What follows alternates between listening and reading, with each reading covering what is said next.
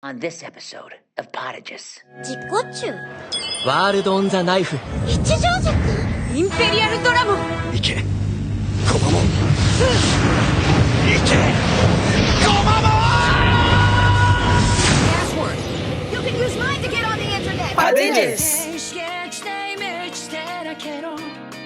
頼りない翼でもきっと飛べるぜ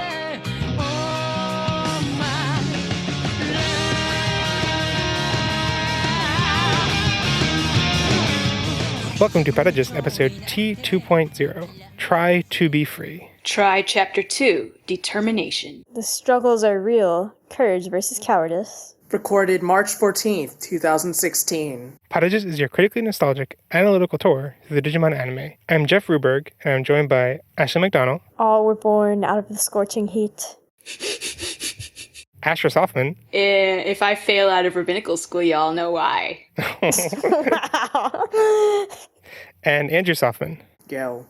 I thought you were going to do a Pi Day thing. I thought you were going to say, gotta get down on Pi Day. Disappointed. In case you aren't aware, we're recording this on Pi Day. In case you don't know what Pi Day is, it's March 14th. Who doesn't know what Pi Day is? Some people don't go to nerd school. In Europe, because they do the dates backwards and don't call pizzas pies, apparently they just don't care. Wait, but we don't have it. Pi Day doesn't have anything to do with pizza. Well, apparently pizza places do specials on Pi Day. Really? It makes sense because it's called a pizza pie, Jeff. No, yeah, sure. But I never really connected that to Pi Day. I always remember in school Pi Day being a fruit pie thing. Well, yeah, that too. But also pizzas are circular and pie has to do with circles, so you can make that connection too. Before we get into the episode, a couple quick notes. First off, our spoiler policy. This episode is not intended as a spoiler-free review to help you decide if you want to go see the movie. We basically assume anyone who's listening to this already knows if they want to see the movie or not, and probably already have if they're listening, quite honestly. So, yeah, we're going to be spoiling everything. If you have not seen it and don't want to be spoiled, then come listen to this after you've seen the movie. If you don't care about spoilers, then just do whatever you want. And the second note is that depending on when you're listening to this, we are still running the third Podigious Try giveaway extravaganza. And so that ends on the 21st at midnight Eastern Standard Time. So if you're listening to this within a couple of days of the episode coming out, that's still available. But if you are listening to this later, sorry, there'll be more giveaways in the future. But for now, if you're listening to this in time, there are lots of different ways you can enter. You can enter several different ways to enter. Basically, each time you do, you enter and you get another entry, and that increases your odds and whatever. And yeah, there are 7 different ways to enter through social media if you have different social media accounts. But also, if you listen to our Flashcast episode, there was a secret code word that you can email us to get an entry, and there's another code word for listening to this episode. So stay tuned to the end of the episode to find out what the code word is. Lots of cool prizes. There's a little poster, badges, coasters, lots of cool stuff. The newest thing this time around is CDs. So there's one for each of the Try singles that have come out recently. Butterfly, Braveheart, I Wish. And the newest one we added this time around is the Cybersooths OST, which is, a big, it's not just a couple songs, it's the whole soundtrack, and it's really good, and it's really cool, and if you like Cybersooth, please check that out. Yeah, so good luck in the contest.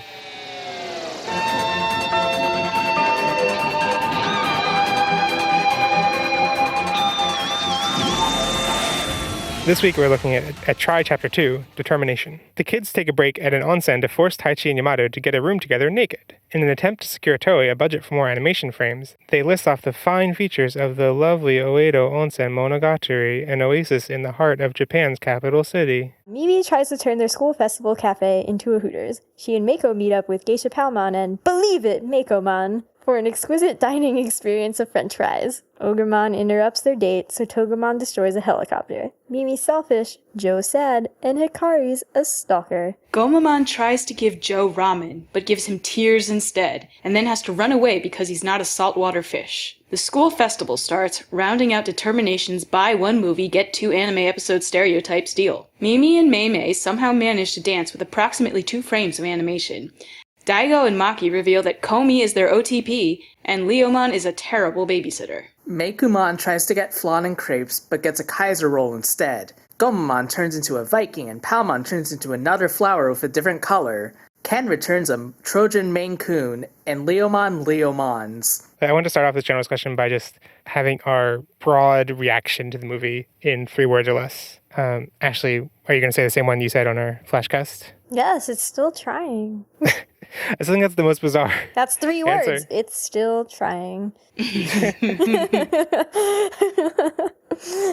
And Asher, what's your reaction? My reaction, honestly, is yay. Oh, of course that's your reaction. Yeah, I liked this one for obvious reasons. And Andrew? How many words do I get? 3. Better than 1. I agree. Nice. It didn't piss me off as much. It's a high bar. That's 7 words. It didn't piss me off as much. Mm-hmm. Better than 3. Better than 1 is 3.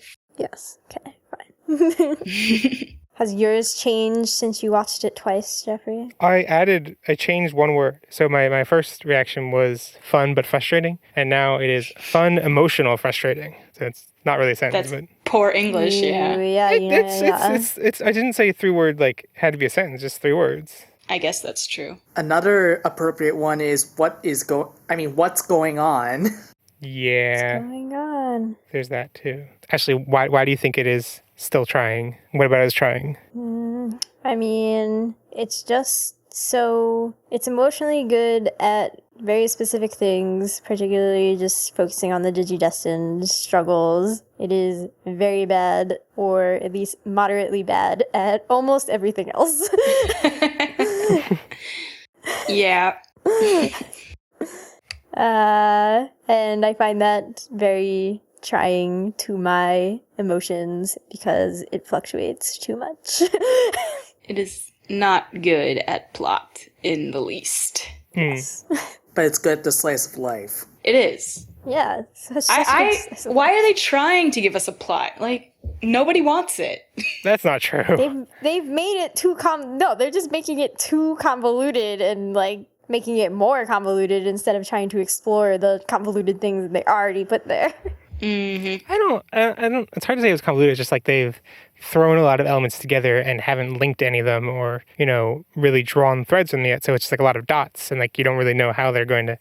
So I don't know if it's like, I guess you could say it's convoluted because it's just like things become less convoluted once you see how they tie together, and we just have a bunch of dots. We have like Hackman hanging around. We have Maki and Daigo. We don't know if they're good or bad completely. Ken, Imperial Digimon, everything. Yeah, there's just so many dots. And Alphamon. Yeah, Alphamon.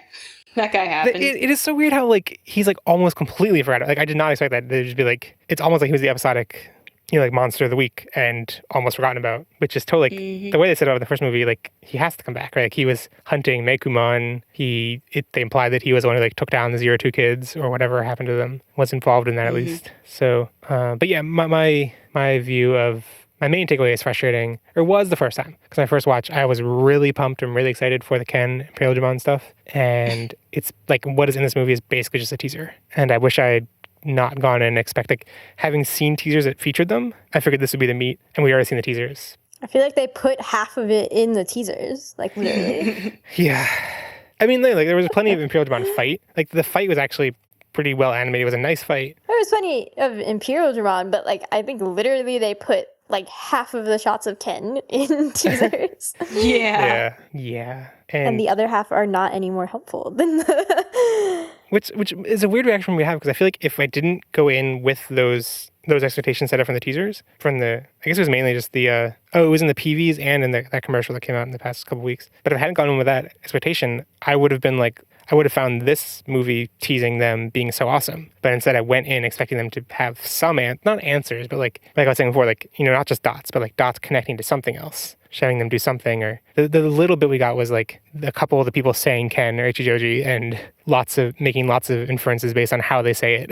Yeah, they called him Ichijoji, which was startling. Yeah, well, I mean, it's weird because like Mimi says like Ichijoji-kun, which is like a mix of last name plus an affectionate, which might just be that's normal. Yeah, I guess Mimi just calls everyone Kun probably. But yeah, like they refer to him as Ichijoji-kun or whatever. And there's one line in particular where like I think it's Takaru. I think it's Takaru Hikari. I think it's one of the two of them who like says like, oh, him again, which is that was weird. Yeah, it's totally not we've been missing all of our other 02 kids. He's finally back. Oh no, he's in trouble because he's possessed or something. It was like, ugh, him again. I thought we got rid of him. Which is anyway. I'm just frustrated. And don't they refer to him as Ken even in Japanese? In 02 or in this movie? In 02. I don't remember. I wasn't aware of that stuff. I mean, at the same time, it seemed to go out of its way to really make only Takeru and Hikari the ones who acknowledge No, because like Ken's existence. No. Besides Maki. Didn't Mimi say Ichijoji-kun? Yes, Mimi said Ichijoji-kun, but I'm not aware of Mimi ever speaking to Ken before. So, like, I'm okay with that. Like, that makes some sense to me. But, like, the O2 kids referring to Ken as Ichijoji seems very strange to me. Well, but we also grew up on the dub. We did, but, like, they were going around telling Mako to call them by their first names. Having just met, yeah. Right. Yeah. So, right, it's like, and Ken is also like the only Digidestined that they would have, or chosen child, whatever, that they knew from a distance before, like, it totally makes sense for them to, like, refer to him as Ichijoji-kun when he was the emperor or the genius or whatever before they actually became friends. So... Yeah. Yeah. Anyway, my point is I'm just really frustrated that, like, that's what we're left on now is, like, how did they refer to him instead of... He didn't even have a line, he didn't say anything. He had a lot of smiles. That's true. He was very good smiling.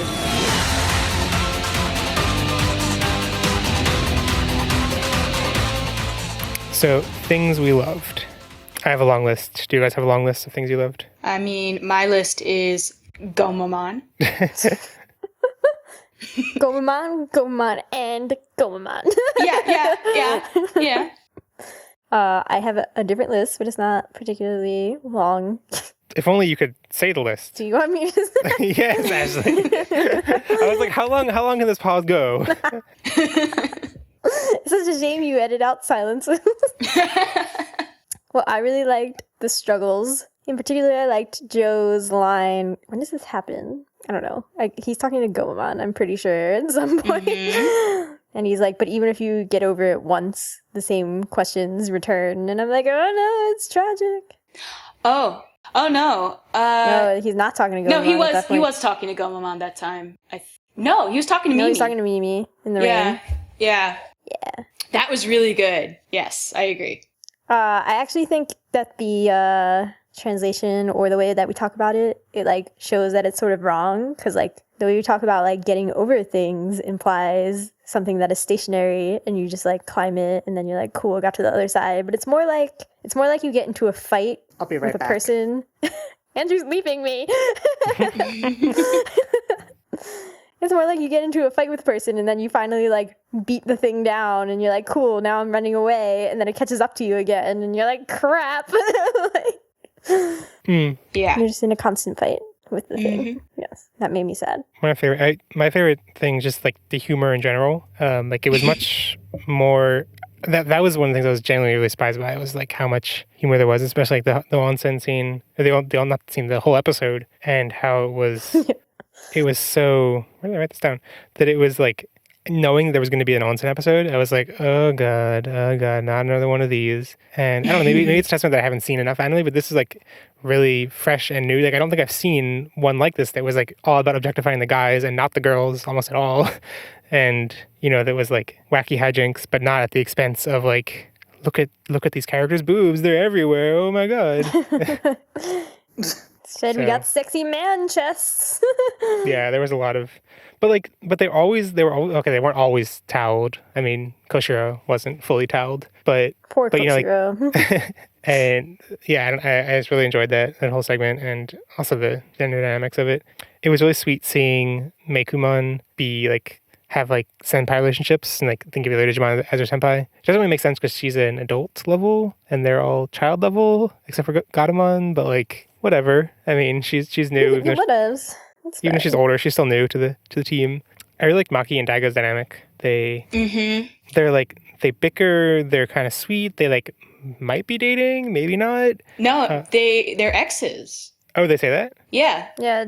They did? He says they did. That in the onsen, he's like, she's my ex, and then she like hits him. She hits him, yeah. Like, that's too much information. And I actually really like, I don't think there's enough representation in stories of exes working together and getting along still, and like still having that bond of knowing each other for like intimately for a really long time. Like apparently it seems they were childhood friends. because he talks about what she was like in elementary school. And I just really like the depth of exes. Huh. So them being like canonically X's makes it my out there theory was that they were like they're actually a Digimon that's been split into two different personalities.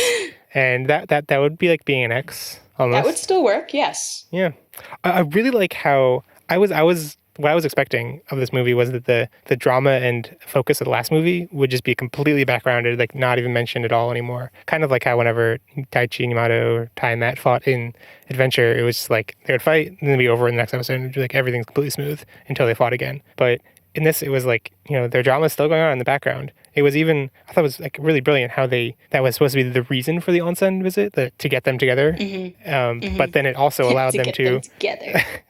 But it also allowed them to introduce Mako to like serve not double duty, but like several different duties. That was really cool. And like the Kabedon thing wasn't. I guess we were like it was in the trailers like, oh my god, it's gonna be a big thing, and I guess it wasn't that big of a thing. But I appreciate how they kept discussing the Omegamon breakup, and because I remember being really confused about the animation and pacing of that scene in the end of the last movie, because we were like, did Omegamon break up because Taichi was hesitant? Did Omegamon even break up? It's really hard to tell. And there was like one frame of animation that was like really hard. If you like looked at each individual frame, you could see Omegamon split into Agumon and Gabumon. I think it was Agumon Gabumon. Maybe it was Metal Greymon and Wargreymon. Anyway, but there was like one frame you could see that. So like it kind of confirmed that they did split up in the middle of the attack, and that's why it didn't really work fully. But they confirmed it here. They're like, or at least Yamato thinks that Taichi split them up, and that was really cool. But also cool that they were able to focus on everyone else while keeping that in the background.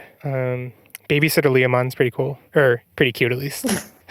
Definitely cute, not cool. I mean, I have lots of issues with it on like a plot level, but for me, like that looks cute and it's like a cute thing to see and it's funny. Like I really appreciate it on that level, but like plot level, I'm like, bleh. And I also really liked. I think it was in our second try episode for the first movie when we talked to Jacob Hope Chapman. He mentioned that I guess it's his like theory or like the way he considers Digimon to be like creepy. Like, what did he call it? He called it cugly, like cute and ugly together. Yeah. And so like this contest, which was the creepy cute contest, I was like, oh my god, that's like canon now. That's how. And I was like, this fits perfectly. Like that was really cool to see. Cugly. Yeah, maybe cugly is that because I mean, like the Japanese isn't. It's like what are they? I forget the word for creepy, but it is like a hybrid word of like cute and like kawaii and whatever the word for. Like I think it's like kamokawa is what they use, something like that. So we could just use cugly. Take that from Jacob.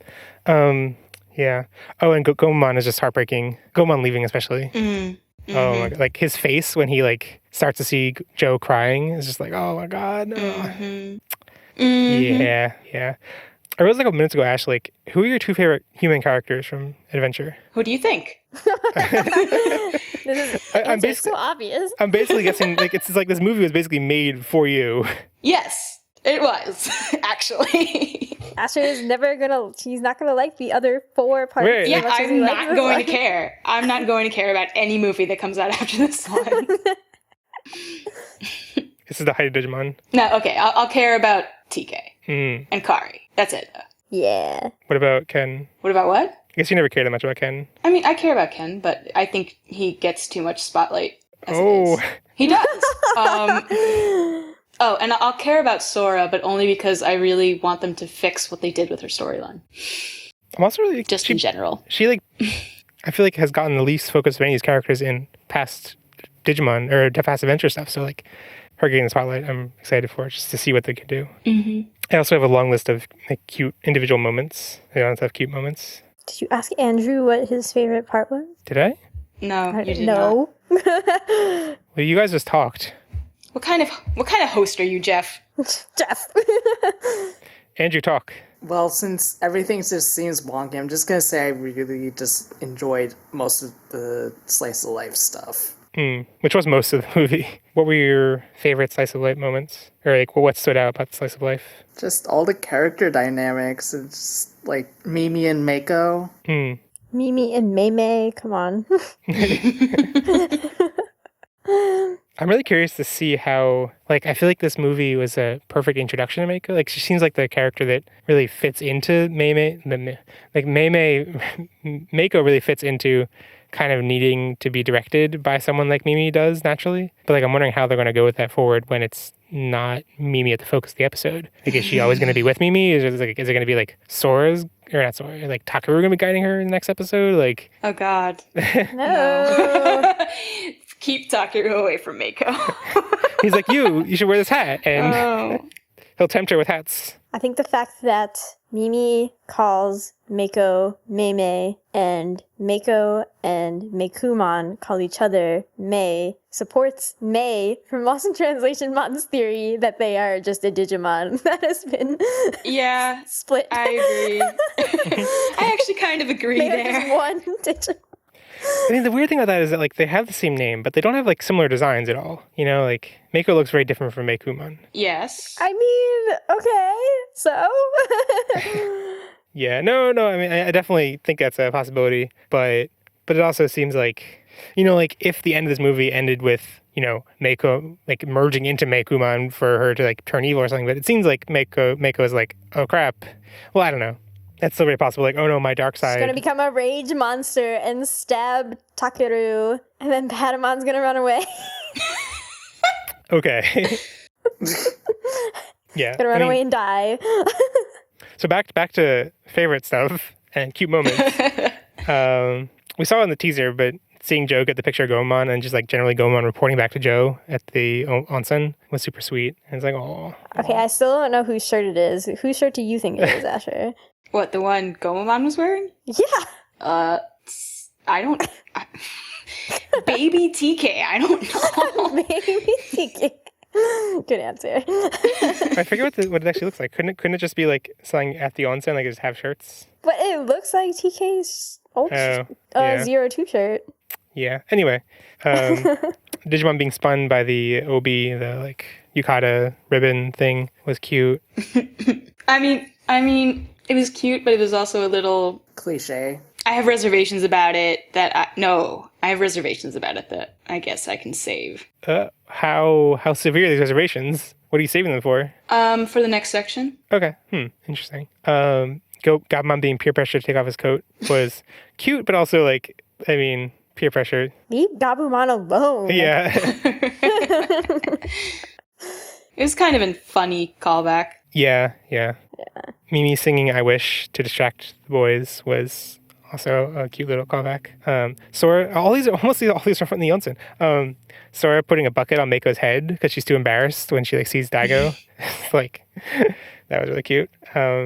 Yamato, when like stuff's going down, like Taichi and Yamato come out of the sauna, and then like I think they start talking to Taichi, and Yamato like is just like he's like in the door still, so he just like walks back and closes the door and leaves. Yeah. He's like, I can't even. Goodbye. I really liked this movie for bringing back stupid dork Yamato. I missed him. So I made a GIF of that and compared it to a GIF that I made from the first movie, which is like a very similar dynamic that Taichi has when Yamato and Sora are talking, and Taichi walks in and like sees them talking, then turns away, and it's like, oh, they're like so similar to each other. They're made for each other. Yep. There was a cute callback that May pointed out in Lost in Translation Mon to the location that Takeru and Yamato go to in our war game. They're talking about where Takeru's grandmother is, and Tai's like, oh yeah, that place that didn't have any computers. And Yamato's like, oh, that was years ago. I liked that too. Matt got all the funny moments. Made me happy. What about Gabumon? That was the best. Oh, yeah. Best Matt moment. Also, Just gonna walk around screaming that every time I think of Yamato now. What about his new band name, or the name, I think there was some confusion about this. The band that he forms for the school festival has a different name, of course, it's a different band, but the name World on the Knife is typical Yamato. World on the Knife. Everyone's teeth glimmer when they say it too. Like, yeah. And Kari's just like, I don't. Kari was her brilliant. face is like, Yeah. Face was like, that is silly. Yeah. But okay. And Maki and Daigo are Komi shippers. Oh yeah, they definitely are. I was like, are they really doing this? Like, what? Like, Maki's Yeah, she sending really did that. Maki's sending Goshiro a picture of Mimi's off her skirt to like that happened, huh? That was the thing happened. that happened. I think Mimi, it wasn't a skirt though. She was wearing was very shorts. short shorts. Yeah. But it was like a pic of Mimi's legs. Yeah. It was a pic of Mimi's legs with implications of crotch. I don't know. Okay. Yeah, that aspect is troubling of it. It's troubling, Yeah, a little bit. but it was cute to just see them be so like, where is Kosher? Why isn't Kosher here? It was cute that Maki, that's her name, right? Mm-hmm. Okay, it was cute that Maki actually did that. Like, it was cute to see her being human, if that is what she is. I have doubts about that. We'll get to that later, but I have doubts about Right. the motivation for that. Oh wait, actually, do we have MVDs for things we loved? You know, most valuable Digimon / Digidestined. I mean, we all know mine. Actually, I don't know. Is it Joe or Gomamon? Gomamon. Oh, okay. Forget Joe. Wait, you don't like Joe? I love Joe, but he was annoying in this movie. Oh. Wow. I was gonna pick Joe. Not A what little I bit. thought He you were took gonna too say. long to get through his problem. There was one fight too many for me. Ashley, who's your favorite? Leomon? Leomon? Yes. What? No, Mimi. Mimi. Andrew, who's your MVD? Mimi. Of course. Yeah, and mine's Joe. The objectively correct answer. Because you're sexist. Right. No, you're all wrong. It's Gomamon. You're all wrong. This episode of Podigious is brought to you by Instant Ramen. Instant Ramen is so easy to make, even college students and seals without hands can make it. So what didn't we love? The entire last part. Part 4. So what about the last part? Everything about the fight was weird. It was a very bad, weak weird. fight. It just didn't flow very well. Yeah. As Flow. well. It did not have the right amount of hype for the things that were happening. It was hard to tell what was happening also. Yeah, the animation tries to be pretty, but by like being confusing in a way. Like it's trying to like cheat be cool. Well, I don't know. I guess the choreography of the fight itself was like really over the top, and like you didn't really have a good sense of where things were. So it was just like elaborate elaborate big sweeping attacks and stuff. That was like, okay, and they're in just like a random space. So like, I don't know. It's just that felt, I definitely felt like the directing in general in that was especially bad. Like I don't think it was so bad throughout the rest of the movie. Like I definitely had complaints throughout all of chapter 1 about the directing and pacing of individual shots. But like I don't feel like I had that many complaints about for the rest of the movie in this. But in the last part, like it was just like it would cut to them being like in the last movie during a fight, they would cut on their face for like a second while like they're in the middle of an elaborate fight, and like their face doesn't move at all, and it's just like what's good? Like, what? Or like when like Joe's line when he's like Ike Gomon was like really hype moment. It was not as cool as it was in the teaser. Just hearing his voice, yeah. Well, no, he was standing and like he was just like standing with like in like a kind of awkward pose, like in a group of like huddling with a group of people, and it's like, okay, what? Like yeah, like so many of those problems could have been solved by letting the Digidestined in to fight. Like, God, why was that necessary? Like, I understand why it was necessary, because they only wanted 2 of them to fight that guy, but also not necessary still. Yeah. For or like, real. you'd think there'd be other like better ways to frame. I don't know. It was kind of cute to have them like huddling around Izzy's laptop or Kosher's laptop, because like I think there have been scenes like that in the original, but like it would have been more dramatic to have it like I don't know, like on a big screen. I guess they didn't really have big screens It would have back been then. That would have been good. Like sending Mimi and Joe in would have been great. Especially since it's on the poster, right? Them. Oh, you mean like like interacting with the Digimon and being like flung around and stuff. Yeah. Yeah. Are we done crapping on the 4th part? Well, no, I want to crap on that more, because like even like it being awkward, it was like I alluded to before, like I was expecting so much of that to like not reveal things necessarily, but just like connect some dots or make lines out of those dots at all. And it was just like, here's Ken. Ken's gone now. He maybe did something that is maybe good or bad. We have to kind of guess. And I'm not convinced it's Ken, but yeah, that's the other thing. Like, or even human. Yeah. Right. Like we got so many characters in the universe, assuming it is Ken, but and I don't trust any of them. Right. But it's also hard for me to tell if like if I trust it to like misdirect that much, or if it's kind of like them guessing that is word of God. I don't know. We'll see, I guess. But yeah, I still really I think the idea you mentioned in a PV episode, which is that it's like evil taken form. But I really like the idea because I thought it would Ken would get development in seeing a reflection of his old self, but they're not present, so who cares anymore? Mm-hmm, mm-hmm. Yeah, like having Ken show up or like a whatever looking like Ken doesn't really seem to rile up the kids at all. They're just like, oh, him again. So I don't even know what that I don't even know. And it doesn't seem to be upsetting. Like it doesn't upset Ogremon at all either. Not Ogremon, Leomon. Leomon is like presumably like defending Primary Village, but then just leaves for like days to hang out and babysit the Digimon with no Ogremon or Leomon is another one of my big complaints because it's just like I think there's so many awkward just things around his presence. Like he's in several scenes before he talks, and in lots of those scenes it makes a lot of sense for him to talk or like to say something to Ogremon or anything or to make any noise, but like he appears to like snatch up Ogremon several times or twice with no noise whatsoever, which I guess was showing he's like sneaky, but like he doesn't say like, oh, I got this or anything. He just like wink or something or like smiles when he takes Ogremon back, and it's just every time he appears, I was like, this is awkward. And then he appears and like Taichi's like, oh yeah, he wants to say something, and like, why don't Leo, why don't you just talk? Like he did eventually talk. So where did Taichi like find him? Was right, like in the elevator, I just like out of the distortion. What's up, Taichi? That's awkward. It's all awkward. It's all. Yeah, Leomon. My theory with that was that they like. Actually, I'm curious who the voice actor is because it seemed like they couldn't. They're like. It seems like signs of not being able to have the voice actor record lots of lines for whatever reason. I don't know if I could read that much into it. Right, I'm not confident in that, but like he has like lots of like it felt very natural. Like his presence felt natural in the last episode when he's fighting. Like he makes grunts, he says things like he like I forget what he shouts something when he goes in to catch Mekumon or whatever, and it's like those kind of things were just missing in all of the other appearances, and so like something about it smells off, but it could just be like weird choices. I think they're just bad at making movies. Yeah, that might be it. Like, and also like.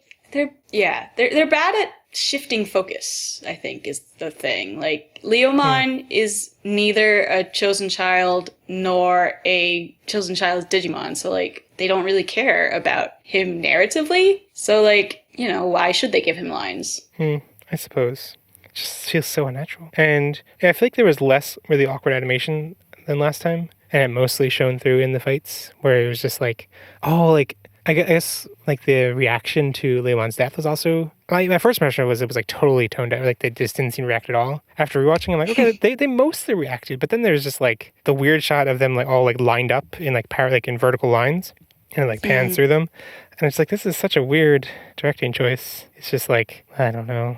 The direction in that last part was just super weird, all around.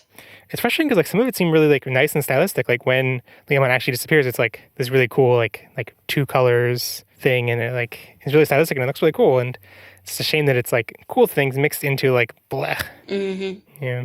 Any other things we didn't love? The overall lack of more O2 non-existence, whatever. Yeah.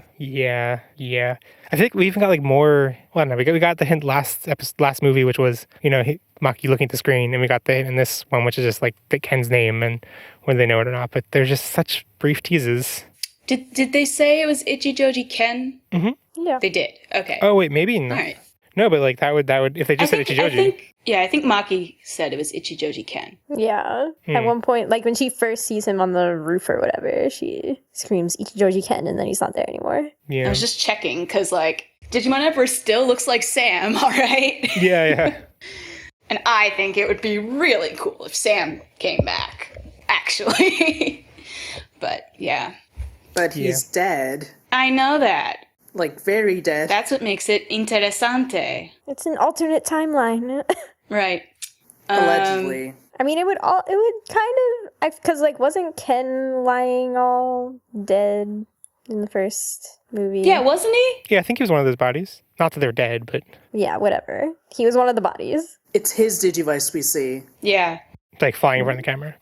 Yeah. At this point, having rewatched it, I'm like, okay, yeah, we'll get to that eventually. My reaction just having like right after finishing was like, I am so frustrated that I thought we'd get something from this. Do you have things you didn't like? I have reservations about a lot of things that were portrayed as cute that gave me a bit of a bad feeling, actually. Like Mimi pushing Mako into things she wasn't comfortable with. Like, oh, it's so cute. Like, she's helping her break out of her shell, but like, it's not letting, it's teaching people not to take no for an answer. And and that it's fine and that it's not what the person saying no really wants. And I'm just like,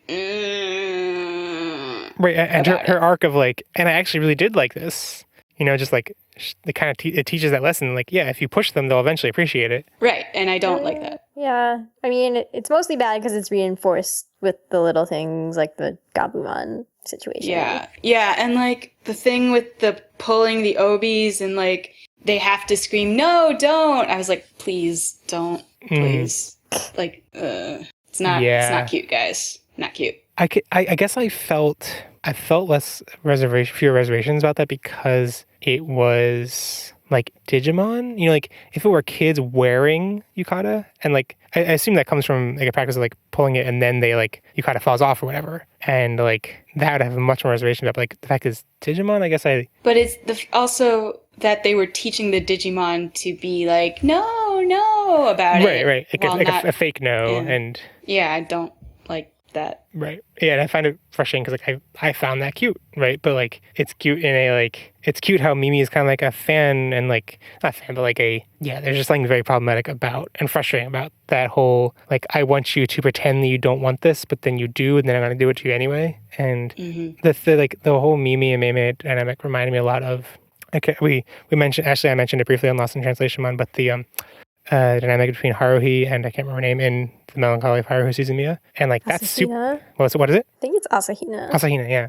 Mikuru. Yeah, and then that's like to the extreme where it's like, you know, I'm going to force you to dress in things you really don't like, and you're going to like protest it the whole time. But like the fact that you're protesting is the cute thing, and like, and like this, I feel like is like a much more of a gray area than that because you're like. At the same time, there's an awareness that Haruhi is sort of a parody of all things that is definitely not present in Digimon. Yeah. To an extent, I feel that these things that Mimi does sort of undermine her struggle, where she was like, when I think something is good, I just assume it's good for everybody. And that, like, you're supposed to feel bad being like, yeah, that's not always true. But then, like, the show reinforces that it is true for her most of the time.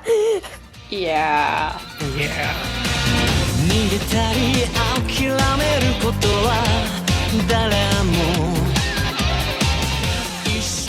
Actually, we have a shared topic.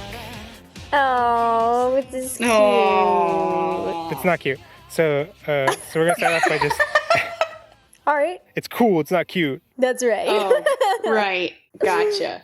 Because masculinity is so fragile. No, because femininity is so fragile. You never thought that, did you? So we're gonna start off by just looking at the arcs that Joe and Mimi go through, their struggles, and in general, I found them like so much more affecting than I expected. Particularly Joe's. But yeah. So like everything that we've seen of him in the past movie was that like he's too busy to go to his Digimon meetings, his Digimon after school club, and we kind of see cracks in that now. That it's like it's not quite that simple. It's not that he's just like too busy and he's like, you know, is busy 100% of the time and just can't go to these. But it's more that my reading of it is that he starts to fall off the wagon of going to the meetings going to meetups and stuff because he's too busy. And then at that point, like if he goes back, he's going to be chided. So and he mentions specifically that like if he shows up again, he's going to be like chided for not going, and then someone's going to defend him, and then he's going to be like, ugh, like I don't even have it. Like there's no point in even like I can't even say anything because everyone's just going to argue about me, and that whole thing's just frustrating. And so, but I mean, it really reflects how. I think in lots of things, and like most things in life, if you like establish a regular routine, it's like pretty easy to maintain, but falling off of that and like getting back on it is so much harder. And like the guilt he faces is such a vicious cycle because, you know, the guilt about coming back is what keeps him from coming back, which then makes them more guilt, and then it just spirals out of control. And yeah, I mean, I was always like on top of things in school. Like I always like did all my homework and everything. So I didn't really experience this in school, but in the past couple like months in my extracurricular like Japanese lessons, which I'm skipping to record this podcast, I did find that like as soon as I started, like if I skipped one class, then it was like so much harder to catch up with that. Then then I skipped a second one, then that's so much even harder to catch up to that. And it's just like it spirals out of control. And I don't know. I guess I like in school didn't really have much sympathy for that because I didn't struggle with that. But like it's really tough. And It's two different problems. It's he sucks at school, which you never did, and he doesn't go to the Digimon meetups. right, he needs to like put in lots of effort in order to stay on top of school. Mm-hmm. But he still doesn't. Yeah, It's like and like the bigger problem, sort of. like he's got a lot of pressure from all sides, and he feels that there's no respite anywhere. Right. So it's not just why do we always have to fight? It's why do I constantly have to be fighting all the time with everything? Mm-hmm. Yeah, because I feel like he would feel less bad in general if he was doing at least well in school. Like it's like I have to put in all of this effort still. Like I know that, but at least I'm doing well. Right. Whereas he just has like nothing. Yeah, I mean, it's like when you are good at something, that like reward you get for being good at it helps you like feel good about doing it, which then helps you keep doing, which then helps you get better at it. It's another vicious cycle. And like when you're mediocre at it, then like there's not much incentive to keep at it to get better, to ever get over the mediocre hump. And there's no guarantee that you ever will. Right. I was about to say, there are genuinely things that like you're just never gonna be good at. Yeah. No matter how hard you try. I mean, we have the benefit of knowing from the epilogue that he does become a doctor. Right. But like, yeah, he doesn't. That's a constant struggle for him. Like, if he like slacks off from school by like doing his other Digimon stuff, like he might just not become a doctor. Like that's a real huge risk for him. Mm-hmm. May not be able to overcome everything. And I mean, actually, I don't know how much the tension is like become a doctor or not, because I feel like is it like if you're able to like there can't really be that high of a bar just become any kind of doctor, right? Like I assume if he gets into a bad what I'm saying is like wait. So what I'm saying is like if he doesn't do well in his cram school, he might end up at like a not in a like college isn't as good, but like is he ever going to reach a point where like because he got into a worse college he can't become a doctor at all whatsoever? I think it's less that, and if he doesn't do well and doesn't get into a good school, then what makes him think that he can do well in the medical program at all? That's a good point. Like if you score low on the math section of the SAT, you're not probably gonna go into math in college. Yeah.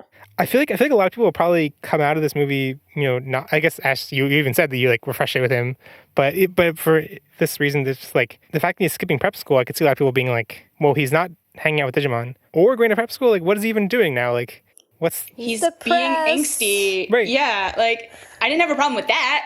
Right, I sympathize with that. There was just one fight too many. Well, okay. It's just a pacing problem for me. But yeah, I think it's like once he started to slip from one thing, like if he starts to slip in prep school, like it doesn't make it any easier to go back to face that guilt for the Digimon stuff, and it's like, right. It's tough. It's tough for him.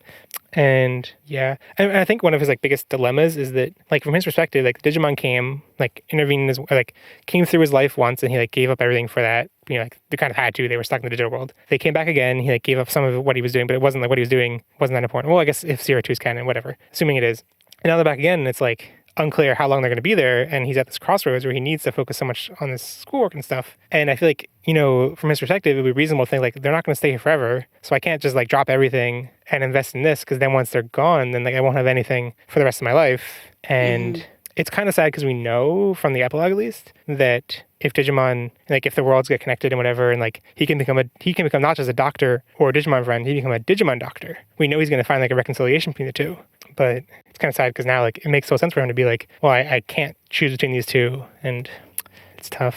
And I really appreciate how much like the struggle is not as simple as he's busy, he doesn't want to do it. Like it's neither of those extremes. It's some weird gray area, and I guess it's kind of sad that some viewers are come out of that being like, "Ugh, he's just silly and don't like Joe." But not that that's your opinion, Ash. I'm just other people.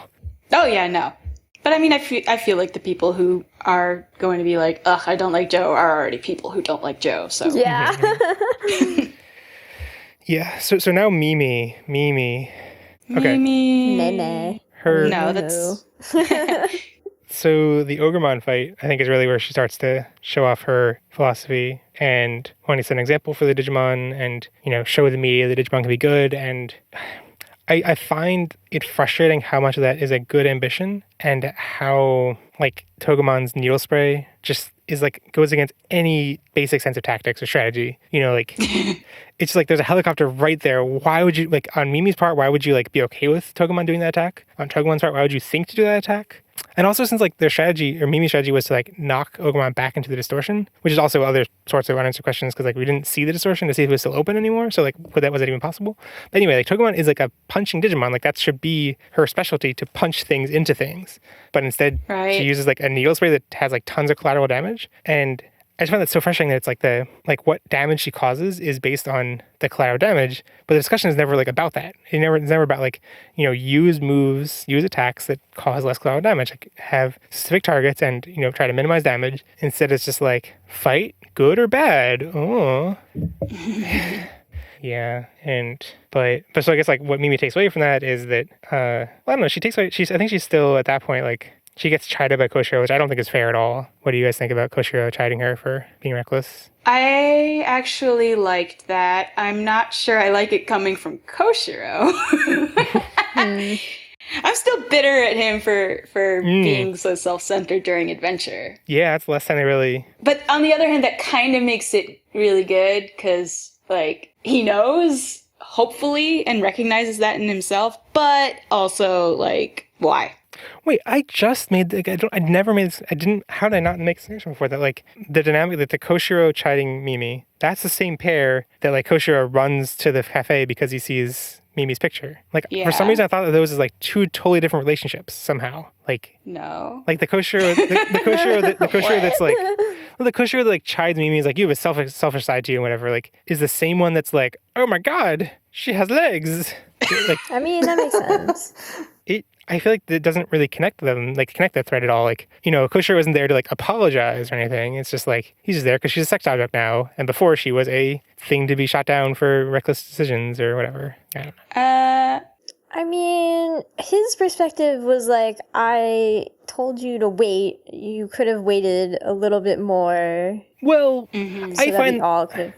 Okay, well, I find that frustrating on many levels because it's like, if she had waited, Ogamon would have started attacking people. The other kids couldn't get into the park anyway. So, like, once they did get there, they weren't able to help at all whatsoever. I just find that was weird, too. Kind of silly. Because they could have just been like, Digimon evolve, and then they, like, jump over the people. And, like, who cares? Yeah. Yeah. Who could really stop them from getting there? Yeah, I'm like, okay.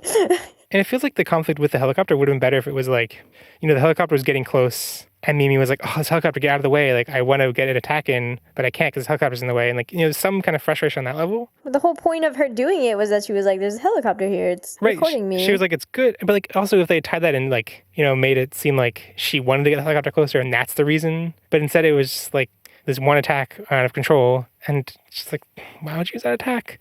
I don't know. But it just seems like Koshiro chiding her, like, was what she was doing so different than what any of the other kids did in the other fights? You know, like, they destroyed an airport. No, I think that's actually the point. I didn't think it was weird that Mimi used that attack because it's always worked before. I mean, when it's not up against a Digimon that's too strong. But, like, the pattern is the Digimon grapple for a while and then you use your final attack, your real attack, and that's that. This is pointing out the holes in that strategy. Like, this is going along with Tai discovering, like, oh yeah, we cause a lot of collateral damage when we fight. But like, so that I really like that reading. But what I find frustrating is like it seems like the follow-up then should be, let's learn to not use collateral damage or to like minimize collateral damage instead of like, let's learn to not fight, maybe? Right. I agree. The show's not good with gray areas. It's really not. But with Joe's struggle is like totally exists solely within a gray area. I'm not sure that's a gray area. It's just a different area. It's not on that spectrum. Yeah. Well, I just mean it's like it's not. It's subtle. Like, it's not a simple argument. Whereas it seems like what they're doing here is going for the very simplified argument. I feel like in the end they simplified Joe's thing. Like, it's just like Kari explains something to him and then he's like, okay. Yeah. Ike go, maman. Yeah. It's like, you fight for your friends. Yeah. But that doesn't explain why your friends have to fight. But it does explain, like, why you at this moment have to fight. And, oh, I guess that means you're going to fight for the rest of this movie series. I mean, that made sense to me because it's like, I feel like it seems logical and realistic to have a, like, you know, some external thing needs to shake things up to get someone out of depression. Yeah, I'm not saying I felt it was very real, but I'm also feeling it's very simple. Oh, okay. Yeah. Yeah. Yeah. Okay. Yeah. I have issues with the resolution of both of their arcs, really. Yeah. Like, it's frustrating how much I liked the like beginning of their struggles so much, and they both resolve in these really simplistic, really frustrating ways. Agreed. Yeah. But I'm okay with it. So I guess like the moment that really Mimi starts to cave in and lose her selfishness is when we didn't really talk about how she tries to theme the school festival cafe like a Hooters or Daters, whatever off-brand name they're using. And then Mako draws up designs and they start designing them, whatever, start making them, and the other girls involved in the festival planning are like, we don't want to wear this, and that's totally reasonable. And Right. I think it is. And they basically tell her that she's really selfish. And then she's like, okay, I guess I am, and I will not force myself on others. And then she like cancels Sora and Mako from making the costume. I don't know. And the eventual resolution is they go to the festival and Mako is like, well, I'm wearing the costume. They made 2 costumes, and like, well, I'm gonna wear it because I can't. They can't tell us. They can't tell me what to wear, so I'm gonna wear this one and whatever. And then Mimi's resolution is like, okay, cool. Like, we'll just wear them, and no one else will have to. And that's so frustrating because it's like, that's how fashion always is. Like, it's this really artificial construct where they have to impose fashion on others, you know? So like this resolution that like, well, we can just wear what we want and other people can wear what they want. It's like this revelation, but it's also, that's just the normal state of things. And I don't know. I feel like what lesson did Mimi really learn from that? Did she really come out of it more or less selfish or like more reserved in ways that she forces herself on others? I don't think it's really clear about any of that. I don't think it's clear. I'd like to hope that she's more aware, at least. That's part of why by having Mako had been like reserved about doing it, and while she's wearing it, she's like, Mimi, I don't want to do this like cheerleading part, but like Mimi makes her do it anyway. It's only like, it's like a very half-hearted, like, okay, Mimi concedes that she probably shouldn't impose her feelings onto everybody, but also it works sometimes and you should keep doing it to your friends. Like, I don't... Yeah. Because your friends are the ones you should bully into things. Yeah. Because they let you bully them. Like... Yeah. And on top of like her both the resolutions being really silly, it's like Joe has a dramatic moment where he comes running back and then Gomon goes to Vikemon, and then Mimi's just like, oh yeah, you want to be selfish? I'm selfish too. Okay, let's go. And then like it's like her actual evolution sequence is just like she's already had this revelation or whatever with Mako earlier. So then the fight is just like, oh yeah, me too? Okay, cool. Togemon, get up. And yeah, that was frustrating. I mean, on some level, it's like also what they're going for is not that they learn the lesson. It's that they learn to just be them, like that they just accept themselves for who they are. Yeah. Is more how Mimi's came off. That makes sense. That like, yeah, that like she doesn't learn to, that the point isn't to be like more or less selfish, but to be confident in what she already had. But like, there are legitimate questions. There are legitimate things that she should learn and grow on. Right. And my problem was that like they definitely use language of, you know, Joe says that he's a coward, and they definitely frame, you know, Mimi's outgoingness as more courageous, I guess. But I just think that misses the nuance of like cowardice and courageousness depend upon the situation, and those options change. Like, it's just about what is hard to do in a certain situation. So like Mimi just constantly being outgoing and egocentric is not always the courageous thing. Like, the courageous thing would be for her to be like, cool, sometimes I need to chill out and like not do this. I think the courageous thing, what I really wanted was for her to have a moment where she expresses, I was wrong and I'm sorry. And that didn't happen. Like, she internally seemed to. I would have liked to see her externally do it. Because it's always hard to admit that you're wrong. Like, yeah. And her thing is sincerity. Well, it's purity, but it's also sincerity. And I think it also confuses it again with Mako, because it again portrays like Mako's struggle is that she's too quiet usually. So it frames her courageousness as like giving in to Mimi's will almost, like being like I feel like she sort of did genuinely want to wear that outfit, but she definitely didn't want to be cheerleading. Right. Yeah. It's like, yeah, Mako's whole character at this point is kind of the, like, you know, don't want to be dragged along with me, but do kind of, you know? Yeah. Yeah. I actually really reacted to Mimi's line in the very beginning where she was like, I think Mimi had a legitimate point when she said, you know, when you're quiet and you don't say anything, you just like whine later that you didn't say the thing. And that she like detests that. And she also said that like she can't imagine holding back what she thinks for the sake of others. And I don't know, I appreciate how like that is that like you phrase that in a certain way, like it sounds very selfish, but also seems really admirable that like, yeah, it's like you're lying to them if you don't express yourself in that instance. You know, so like it's almost doing everyone a favor by like being honest, even if it seems like it's detrimental to them or whatever. I don't know. So I like relate to Mimi's struggle because I feel like a lot of the time I'm like, yeah, I totally do regret when I don't say something and I totally had something to say. And then you do just complain about it to people who don't have any power over the situation later and stuff. I have no idea what this is like, Ashley. No idea listening. Yeah. To you talk about work things. No idea. Yeah. And just like every day you come back from work and like, Ashley, did you say this to anyone at work? And you're like, no. No, but then when I do say stuff at work, I get in trouble for not being like diplomatic enough about it. Yeah. So like I feel that double-edged sword like pretty hard. Yeah. And I also like that she actually really lives that. She wanted those girls to tell her she was wrong to her face. Yeah. That's true. And then they did, and she like acknowledged it in a bad way, but but like, yeah, I thought that was really good. And then like the end was just bleh, bleh.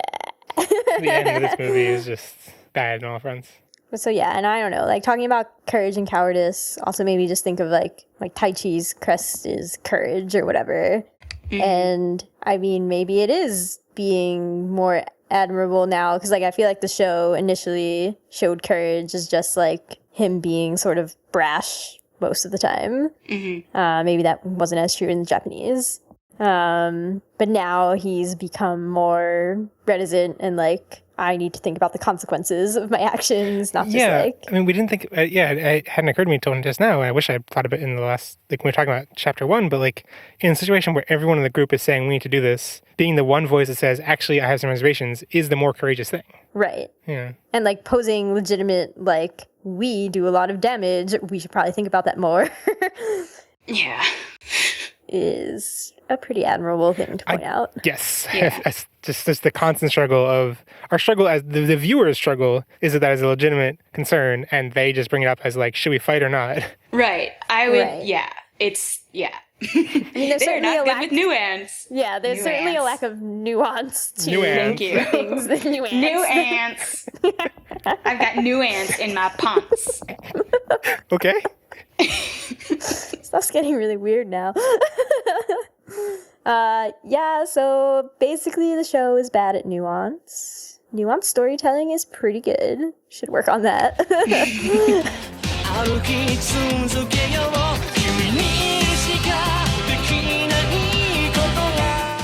Did you think the Oedo Onsen Monogatari featured in Try was a bit too over the top?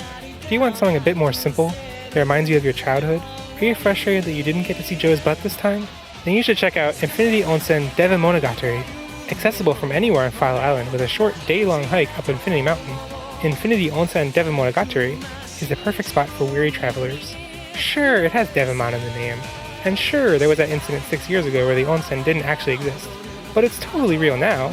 Infinity Onsen Deva Monogatari, not just a trap to murder kids, it's also a trap to murder your anxiety.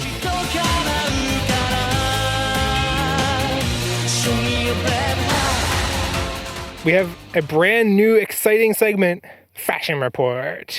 I stole the title from a Gilmore Guys segment, but I assume it's just a phrase people say. I mean, yes, it's a thing. Okay, so what was the first thing we talk about? Koshiro's overalls? His overalls. Oh Why boy, are his you wearing overalls. that, Oh, his Koshiro? overalls. Why are you wearing that? Why? I mean, TK looks silly in his swim cap, but at least that makes sense. I mean, they're not swimming, like... I don't know. I'm going to pretend it makes somewhat of sense. It makes sense because TK has never had fashion sense. And yeah, he really likes hats. Although I guess neither has Koshiro. And he really likes hats. But like Koshiro... And I don't think it's a swim cap, actually. It's just a really strange hat. I don't understand.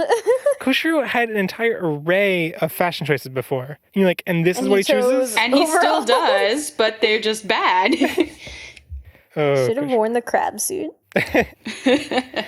I would prefer Meikumon in this samurai ninja outfit thing. To her actual design? Yes. Oh, it's really cool. I really like it. She has a little sword, too. It complements her weird eyes. Also, I think the color scheme works because it's Naruto. It's literally an orange. It's an orange. Orange-colored ninja. Yes. Palmon can definitely take that off, though. I don't appreciate that. Yeah. It's cute. It's funny to see once. Okay. Then we have Koshiro's prophetic shirt. So, by the way, there'll be images of these on the show notes if you want to see them. Yeah, so this shirt, it looks like a general Hawaiian shirt, but then you look up close and there are flowers, a fish, and weird little orbital things in a black space area. Gomomon's not a fish. But he has a fish attack. It is not a Hawaiian design. It's very Japanese. I guess just okay, it's not Hawaiian, but just seeing the flowers makes you think of Hawaiian. But yeah, I mean, it is like all the elements of the climactic. Those flowers are sakura petals. Okay, it's not. So it's still. It's not literally the. It's not like Gomon is literally a fish and Lilymon or Rosemon is literally a sakura petal, but loosely. It's clearly alluding to them. It's way too chill out, close guys. to be. Way too close to not be on purpose. I accept TK's hat in this picture. I like that hat. We need to give more of an argument. Just I accept TK's hat. What does that even mean to listeners? No, we need to explain. So the next one is. It's a good hat, listeners. It's a good hat. So this is the hat in. Jeff is wrong. This is the hat in when they're at the school festival. TK and Kari are a lot of the kids are in their uniforms. The ones who are actually at school, and then TK and Kari are they're attending the festival, so they have custom clothes. It's one of his better hats. And he's also wearing his summer. He's wearing his his summer camp thing, which you can buy apparently. Oh yeah, obviously my favorite new T-shirt. The next one we have is Koshiro's outfit when he goes to the festival, and I didn't think it was that noticeable, except Mimi comments on it as "Oh, your outfit." Yeah, why does Mimi? It's kind of weird to wear a suit to a school festival. Oh. Yes. I mean, it's Koshiro. Yeah, so I like how it's purple. I thought the bow tie was the weird part. The bow tie is definitely the weird part. But Sora's outfit has a bow tie. Her outfit, her school uniform. That's different. It's supposed to be there. This does not look like it's supposed to be there. Am I the only one having this vibe about that bow tie? Yeah, I don't find it weird. I think it's a perfectly fine bow tie. I find all formal clothes weird though. What's the next one? Leomon as looking like Leonardo da Vinci in a stereotypical painter hat is great. I don't know. Yeah, that definitely wins best outfit. Yeah, actually want to compare thing. Right here. Leonardo. Wait, it's Leo. Oh my God, we cracked it. Did you just get that? I did just get it. Oh my God, that is totally. I was like, you're making. Actually, it's not that much of a painter hat, but no, totally. It totally is. And the beard is the same. Yeah. So in the show notes, the hair thing. In the show notes, we'll have this happening here? image of Leonardo da Vinci. That it is eerie how they made the posing too very similar. Oh, you got a picture. Wow, nice. Oh, very good.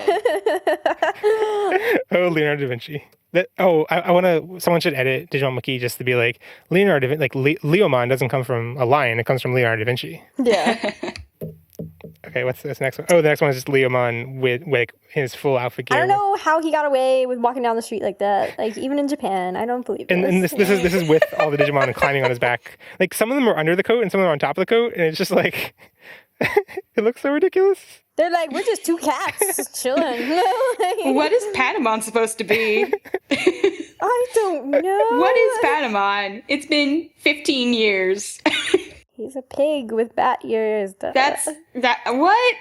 He is literally the sound of flapping wings. Oh.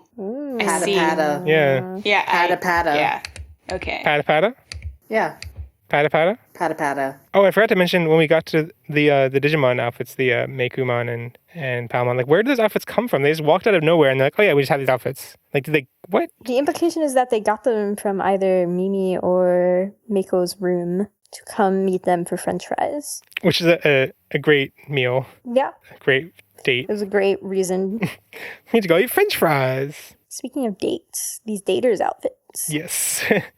They're bad. I kind of expected worse. Bad? Yeah. They're generic. The colors are bad. Actually, you can't tell me the colors aren't bad. I accept this outfit. It's orange and purple. It is like, it's weirdly fine. pastel or like muted, kind of.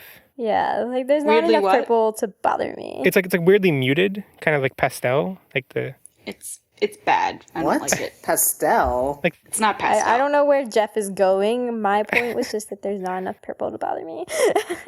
I mostly am like, Mimi's pom-poms don't match the rest. That is true. That is making it worse in this picture. Yeah. I've never understood matching. Like, I just don't understand what. I've seen much better cheerleading outfits than this. Are you insulting Mako's fashion design abilities? It's not that. It's the colors. It's okay, Jeff is colorblind. He doesn't understand. Oh, that's true. If they wanted a better color scheme, they should have just gone with orange and blue. No, they should have gone with, like, if they have to use orange, then they could also put, like, gold and black. This is like fashion fan fiction. I think the key Or maybe, is to like- usually avoid orange. Yeah, orange is not, but sometimes you can't because sometimes those are your school colors. That's unfortunate. Yeah, like I'm really hoping the school's colors aren't orange and purple because that's awful. Let's move on to Joe's outfit when he comes to the school. What is wrong with his outfit? He's just wearing His that outfit's shirt. pretty good, yeah. I didn't say anything's wrong with Good it. outfit. I like it. It's a nice outfit. Yeah, it's a good outfit. Nice color. It's I very mean, clean. Joe looks has like it. more fashion sense than the rest of the Digidestined combined, apparently. Honestly, that looks like something I would wear on a normal day. Yeah, that's like normal people clothes. Normal people clothes. the color complements his hair and the bag he has. I'm just talking like someone who can see correct colors. Like Colors. It does actually match his hair and his bag. He is very coordinated. Yes, he is pretty. It actually matches his glasses too, I think. Yeah. He's like muted shades of blue are good for the Joe. Yes. And he's wearing khaki pants probably? I don't remember. Wait, his shirt isn't purple? It's like Purple-ish, it's indigo maybe, like a pale. It's very not light. Pale. Yeah. It's not very saturated, so it's hard to say for sure if it's more blue or more purple. It's well, one could say it's a league of indigo and a palette town, I would actually call it's cadet blue. a saffron city. All right. Enough of your filthy Pokemon references. It didn't even make sense for like 2 out of 3 of them.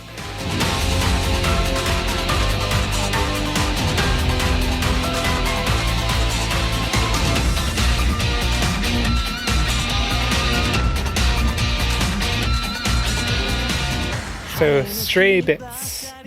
Like on the last episode, I said stray bits, and then someone else said pew pew pew. And Pew pew pew. anyway, first thing I had written down was about the opening sequence, and it felt very similar, but not too similar to the first movie. Like, I'm just wondering how much of that is how much of it is an intentional parallel, or what? Because I mean, first movie opened with a Digi-Egg being like constructed or fertilized, and second movie ends with Digi-Eggs being destroyed, and like the way that the data kind of flows out of the Digi-Eggs as when they're like sitting there decaying or whatever, it looks very similar to Digi-Egg that was having data enter it. So I don't know, that might just be like visual symmetry and not really have any intended meaning behind it. But like, I'm wondering, like, maybe they were implying that, like, because the Digi-Egg with the like destroyed having the hole looked very similar to the egg before it was fertilized. So I'm like, are these destroyed Digi-Eggs going to be fertilized and become corrupted Digimon or infected Digimon or whatever?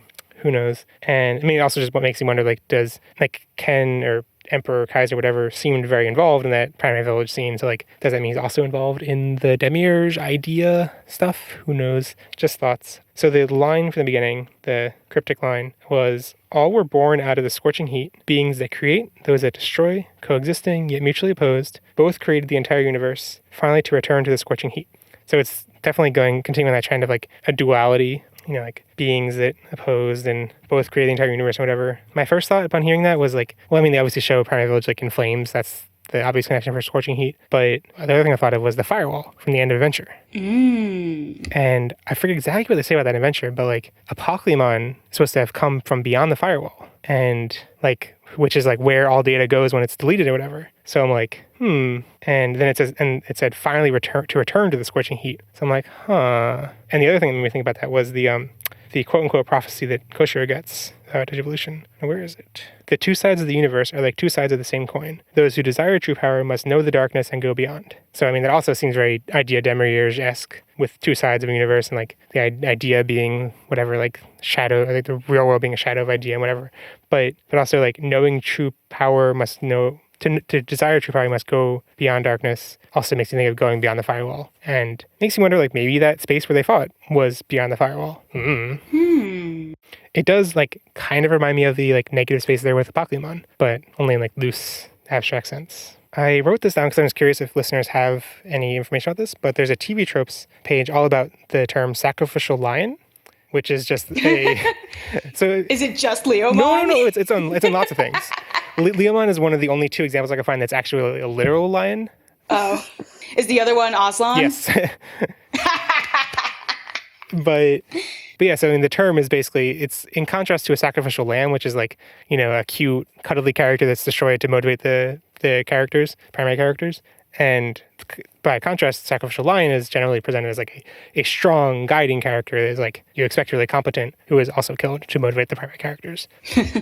But I'm just really curious about this because like TV shows doesn't really list like the etymology or the history of this terminology. So I'm like, did it come about because of things like Leomon and Aslan? No. That one's just clearly a case of sacrificial lamb, sacrificial lion. Like lambs and lions are associated in a lot of like biblical references. Mm-hmm. So you think like the idea of a sacrificial lamb came first, and then like both this terminology and the imagery in Lion, the Witch's Wardrobe and Digimon both pulled from like being the reverse? I think those images came about independently of the sacrificial lamb idea at all, and but the sacrificial, like the name sacrificial lion as a trope came from sacrificial lamb. Mm-hmm. That is what I am saying. Yeah, that makes more sense. Yeah. I guess I should have mentioned this in my favorite things, but like I really appreciate how most of the Digimon we see are just like completely in the open with their parents, with the kids' parents. They're just like hanging out. They're just there. It actually makes me curious though, like why in 02 were they so concerned about, like what reasons do they have to be so concerned about letting their parents know that they were about in 02 that don't exist now? I don't know if there's anything to pull from that, if it's just like sloppy writing. I don't think it's sloppy writing. Well, maybe in 02's case, but... Yeah, that's the point. I think my justification for it was that they didn't want to worry their parents again, which is stupid, but... Right, but why are they okay wearing them now? They're older now. I don't know, but it also just seems so contradictory to the main struggle in this being that, like, most people are like, the Digimon are bad, and I guess their parents are supposed to know better, but, like, at the same time, their kids have the most at stake of getting hurt and stuff, so I don't know. Yeah, it seems weird they're like much more in the open about this than ever, when it's like they can come back to them more than ever. Yeah. If that makes sense. But at least the cute scenes where they're in the open, at least. But Joe's mom was like cold to go, man. She's like, shh, she's studying. Joe's mom reminded me of like the way you would approach like a kid's friend who like wants to hang out, and she's just like, well, my kid's studies are more important than you. Sorry. You know? And like, I also find it so weird that like they're just like sitting there while Goemon's cooking the ramen. Like that was so weird to me. And they're like watching TV and they're kind of occupied, but it's just like, this is a weird scene. This is a weird thing to be going on. It was weird. So I complained a lot about how I think my experience of the movie would have been heightened if I didn't go into it expecting Ken and Digimon to have been, like, the fact they're already teased made me expect this to be more than a tease. But I actually think having seen Meicoomon be kidnapped in the trailer heightens a lot of things in this movie. There are, I think, 2 different fake outs where like there's so much more tension when you think she's going to be kidnapped right then. They're like, if you didn't know that was coming, you might just be like, okay, whatever. I think it's in particular like in the onsen, there's a really scene that seems like she's about to be kidnapped. And then Maki's hands come out of like, it's very ominous that you're like, this is the moment. Because Maki can't be trusted. Yes, we'll get to that in our looking forward segment. Oh, Maki. Or no, maybe not. Anyway. Mm-hmm. Yeah, it's weird that Meiko and Meicoomon both refer to each other as Mei. Super weird. It's pretty weird. Mm-hmm. It was cute how the Digimon are so childish in the movie, but like, I don't know, It's weird. I think it's first time. Sorry, go on. I've been waiting to bring that up, actually.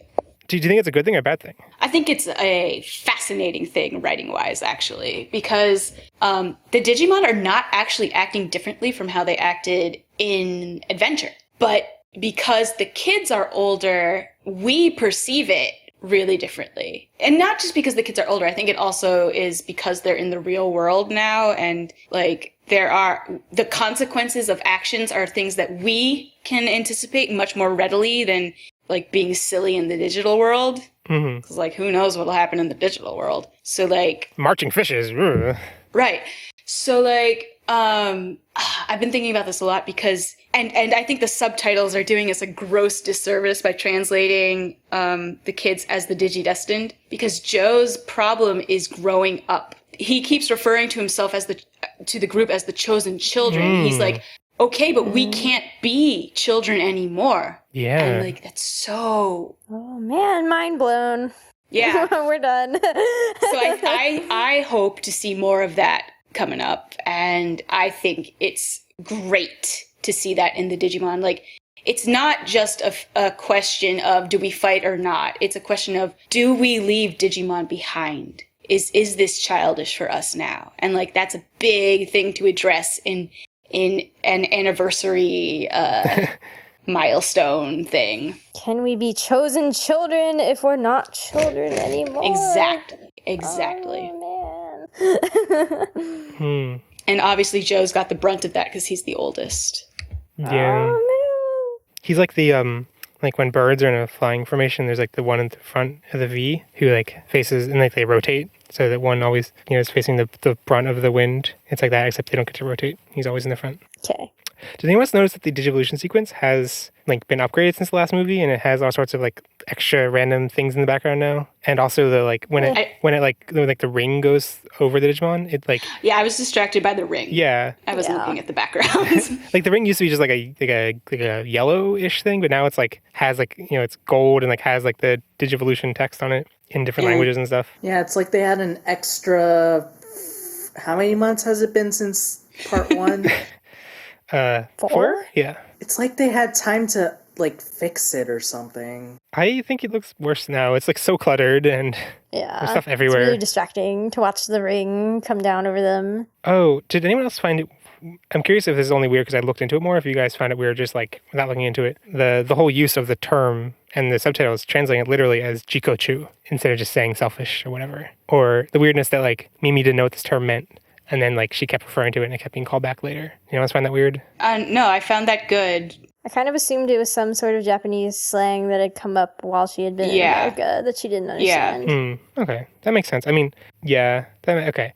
I guess I only found it weird because I looked into it and it's like the word, it's slang because it's short. It's like a shortened form, but it's like only short by one character. It's like the word they're using is jikochu, and the word that she understands, which is what they use to explain it to her, is jikochushin. And then they also say like jikochushin teki. Like it's just like I just found it weird because like the subtitles didn't say like they said it means annoying and self-centered, but like they could just say like it's short for this. I don't know. I just found it weird to be like the fact that it makes sense that she doesn't know because she was in America. I kind of forgot that aspect of it. That like slang evolves over pretty rapidly and yeah. I'm really frustrated about the whole ambiguousness they approach Leomon and Ogremon, and like no one asks them if they are the same Leomon and Ogremon ever. It's just like super unclear and just like whatever, no one really cares. I think they just assume they are. Yeah, the only sign I got was like Mimi's one line where she's like, even if it's infected, it's still Ogremon, which like that could mean it's the same. She thinks the same one. That could mean she thinks the same one and she's wrong. It could mean she's just like, well, any Ogremon has an emotional connection to me. There's so many. Yeah, I guess you're right. Like no, but there's a lot of illusions that it is the two of them because the opening scene, which has Primary Vision and Elecmon, I think Leomon does talk about their rivalry, like it was.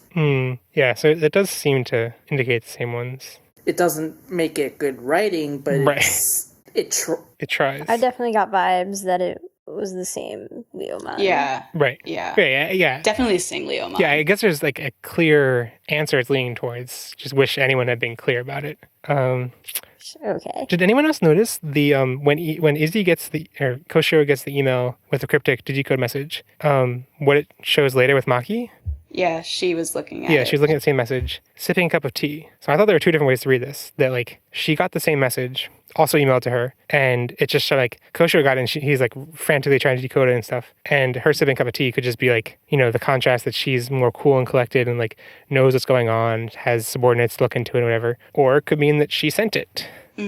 Well, I mean, I wouldn't be shocked if Maki sent it at this point. Yeah. I wouldn't be shocked if Maki sent it. I also wonder if maybe she's been like monitoring Koshiro's emails. Oh. Like, just Also nefarious. Yeah.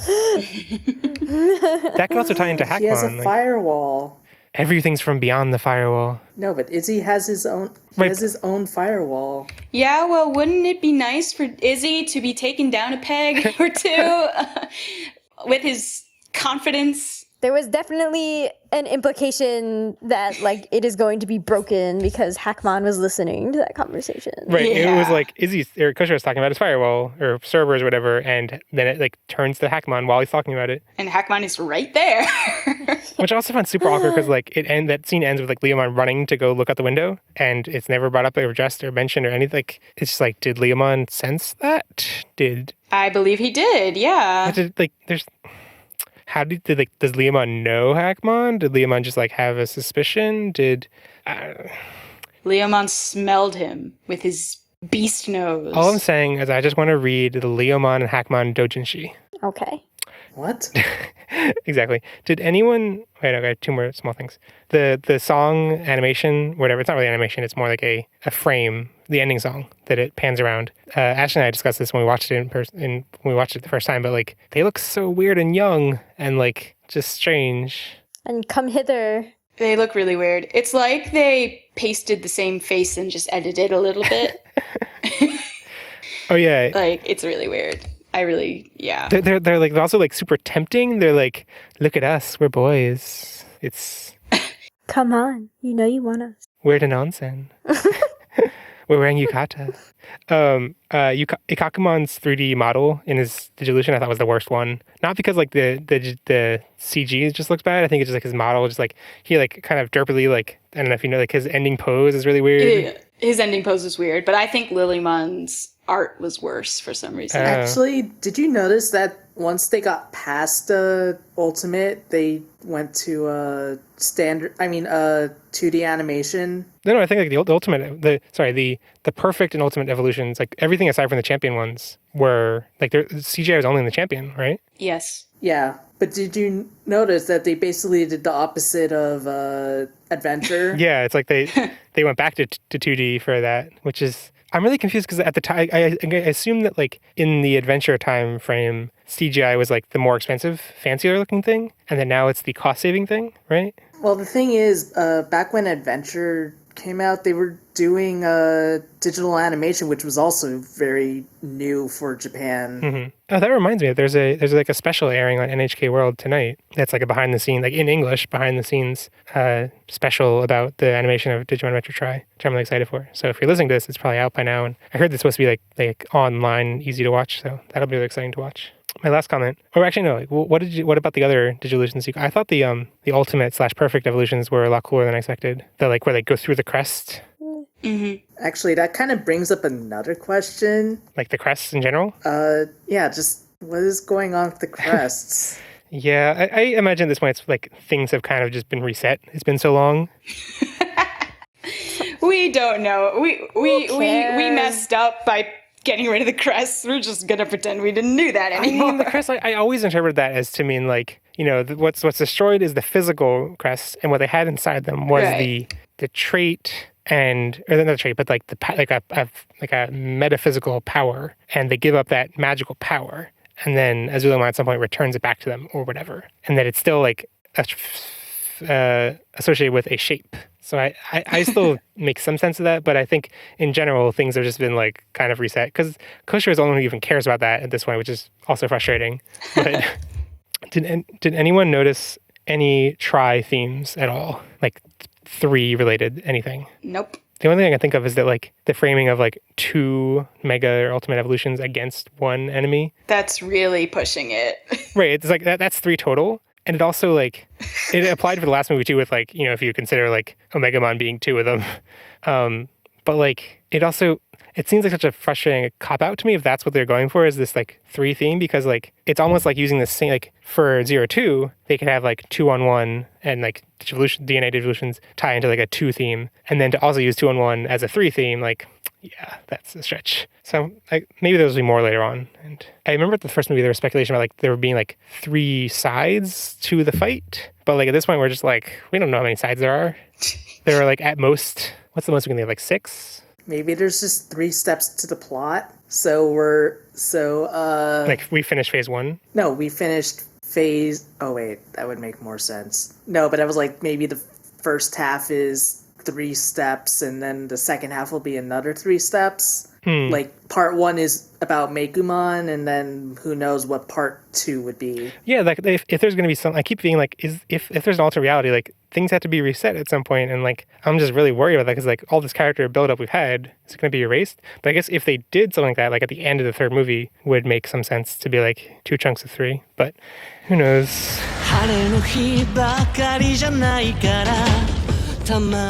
This episode of Podigious is brought to you by Ambiguous Smiles, because why not lead fans on for months of speculation based on a slight curve of a single line?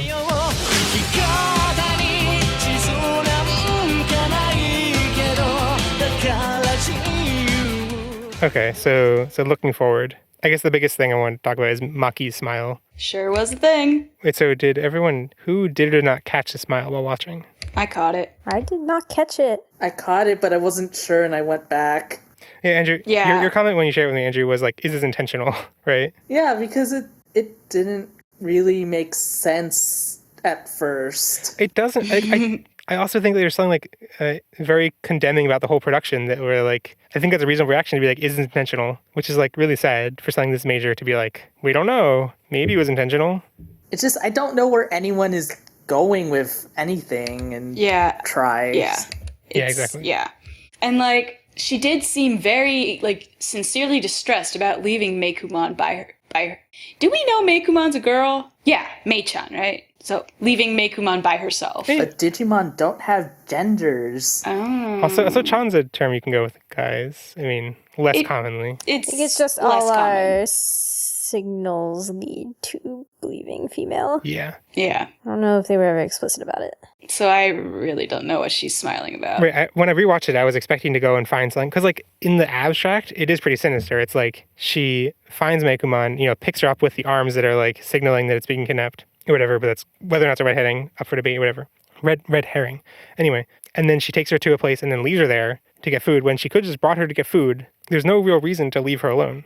So, like, that made me be like, okay, I'm really skeptical. And we watched it, and, like, but she's generally really concerned. Like, she drops the 2 crepes that she got, maybe, but also that's, like, a pretty easy way to act. Like, you're really concerned. So... I don't know. She seemed really concerned. Right, she seems really concerned. And she didn't seem to like Ichijoji, whoever he is. I don't know who that is. Ichijoji! Ichijoji-kan. Ichijoji-kan. Ichijuji. And so, like, the frame before that, like, right before this, when, like, before it becomes a smile, it's, like, a really distraught, like, shocked, open mouth, And it just kind of settles into this weird smile that could have been accidental. So, like, I don't know. She also, like, it could be turning everything up on its head. It could be that, like, Leomon was infected, but Meikumon looks so evil once it happens. I mean, I think Leomon was infected, and Meikumon was reacting to something in that. But we're getting into speculation, and I really... You don't want to speculate at all? I don't like speculating, but... And then we have like 6 months. Yeah, I guess we kind of have to speculate, since we're not going to have anything for 6 months, but... Actually, isn't it almost 7? I don't know. It's like, you're asking me to do math. It's 6 plus 10 days. Isn't it like that's terrible? Yeah.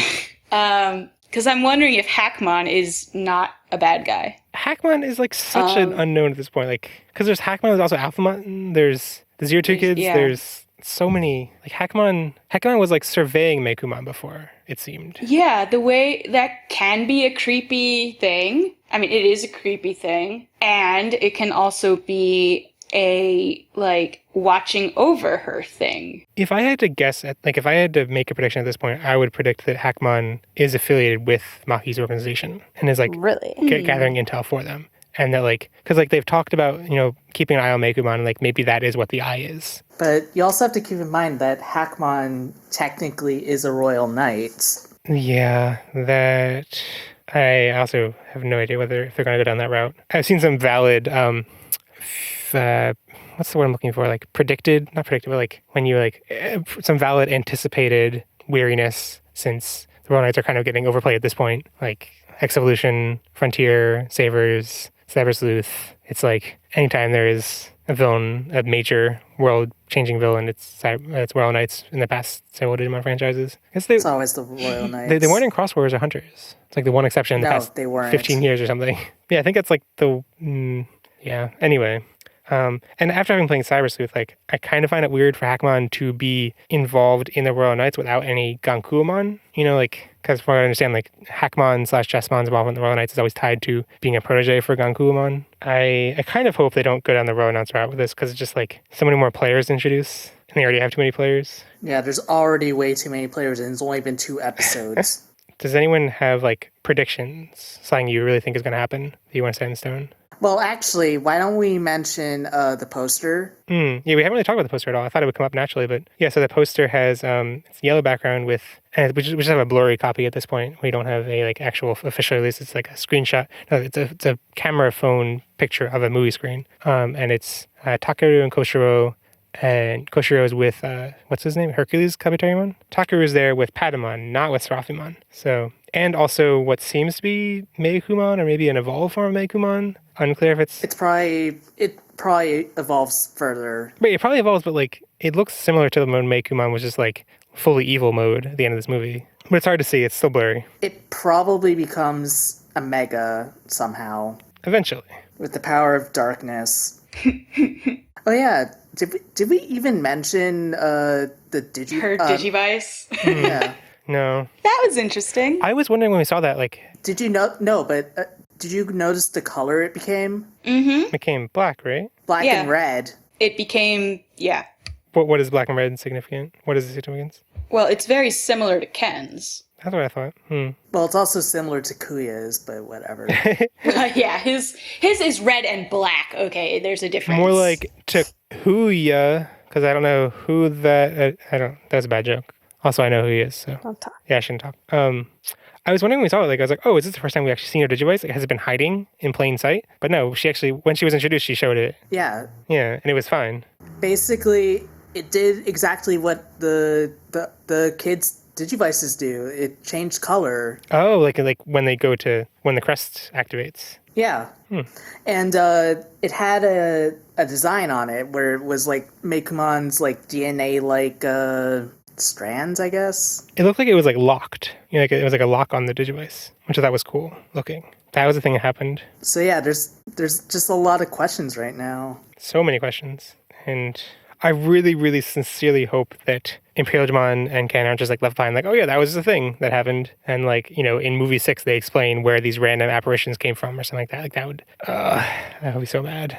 My only prediction is that like, I'm at this point leaning towards the firewall from the end of Adventure playing into things. I would also, even though it's my prediction, I would also be very surprised that happened because like, it was such a random kind of like thing that came out of nowhere just for the end of Adventure and didn't even come up in 02 at all. So like for them to actually bring that back in would be really bizarre, but that's what I'm leaning towards. Any other predictions or hopes? I hope Ichi Joji is not actually Ken. That's my hope. Yeah, at this point, my like leading theory on that is that something's happened that like the timeline is altered such that they defeated Ken, they defeated the Digimon Emperor, Kaiser, whatever, and then like the events after that diverged and they didn't become friends with him or like reconcile, so they kind of remember him at the height of being Digimon Emperor and like that's why it's him again, whatever. But I'm like more fearing that, like I don't want that to be the case. If that's the case, how does Imperial Dramon exist? Dark Digivolution? Dino Beamon, which is a legitimate evolution line for, I guess, that. In the games? I don't know, it's confusing. Yeah, I mean, Oh, I guess what I just said doesn't make sense because not only does Imperial Digimon exist, but like one of the characters, I think TK or Kari, mentioned that they acknowledged they knew Imperial Digimon somehow. I forget how, but so that doesn't quite make sense. Ashley, you've been quiet in the hope prediction front. Don't like. You don't have any? We don't like having expectations, Jeff, because they always get shut down. I know, but what else can you do? Wait Get into patiently. other things, yeah. If anything, I just hope this isn't... I mean, if they're doing alternate realities, I just hope it's not something along the lines of Little Busters, in which it's one of the characters hoping and thus creates an alternate reality. Why are you responding? Because I already know about that. How do you know? Because I roleplay with a Haruka. That's unfortunate. She's great. I'm sure. But yeah, I just hope it's not something along those lines. They woke up and it was all a dream. And it was all TK. Great. Please do not let that be what confession is. But that also doesn't make any sense. But then again, try doesn't make any sense so far.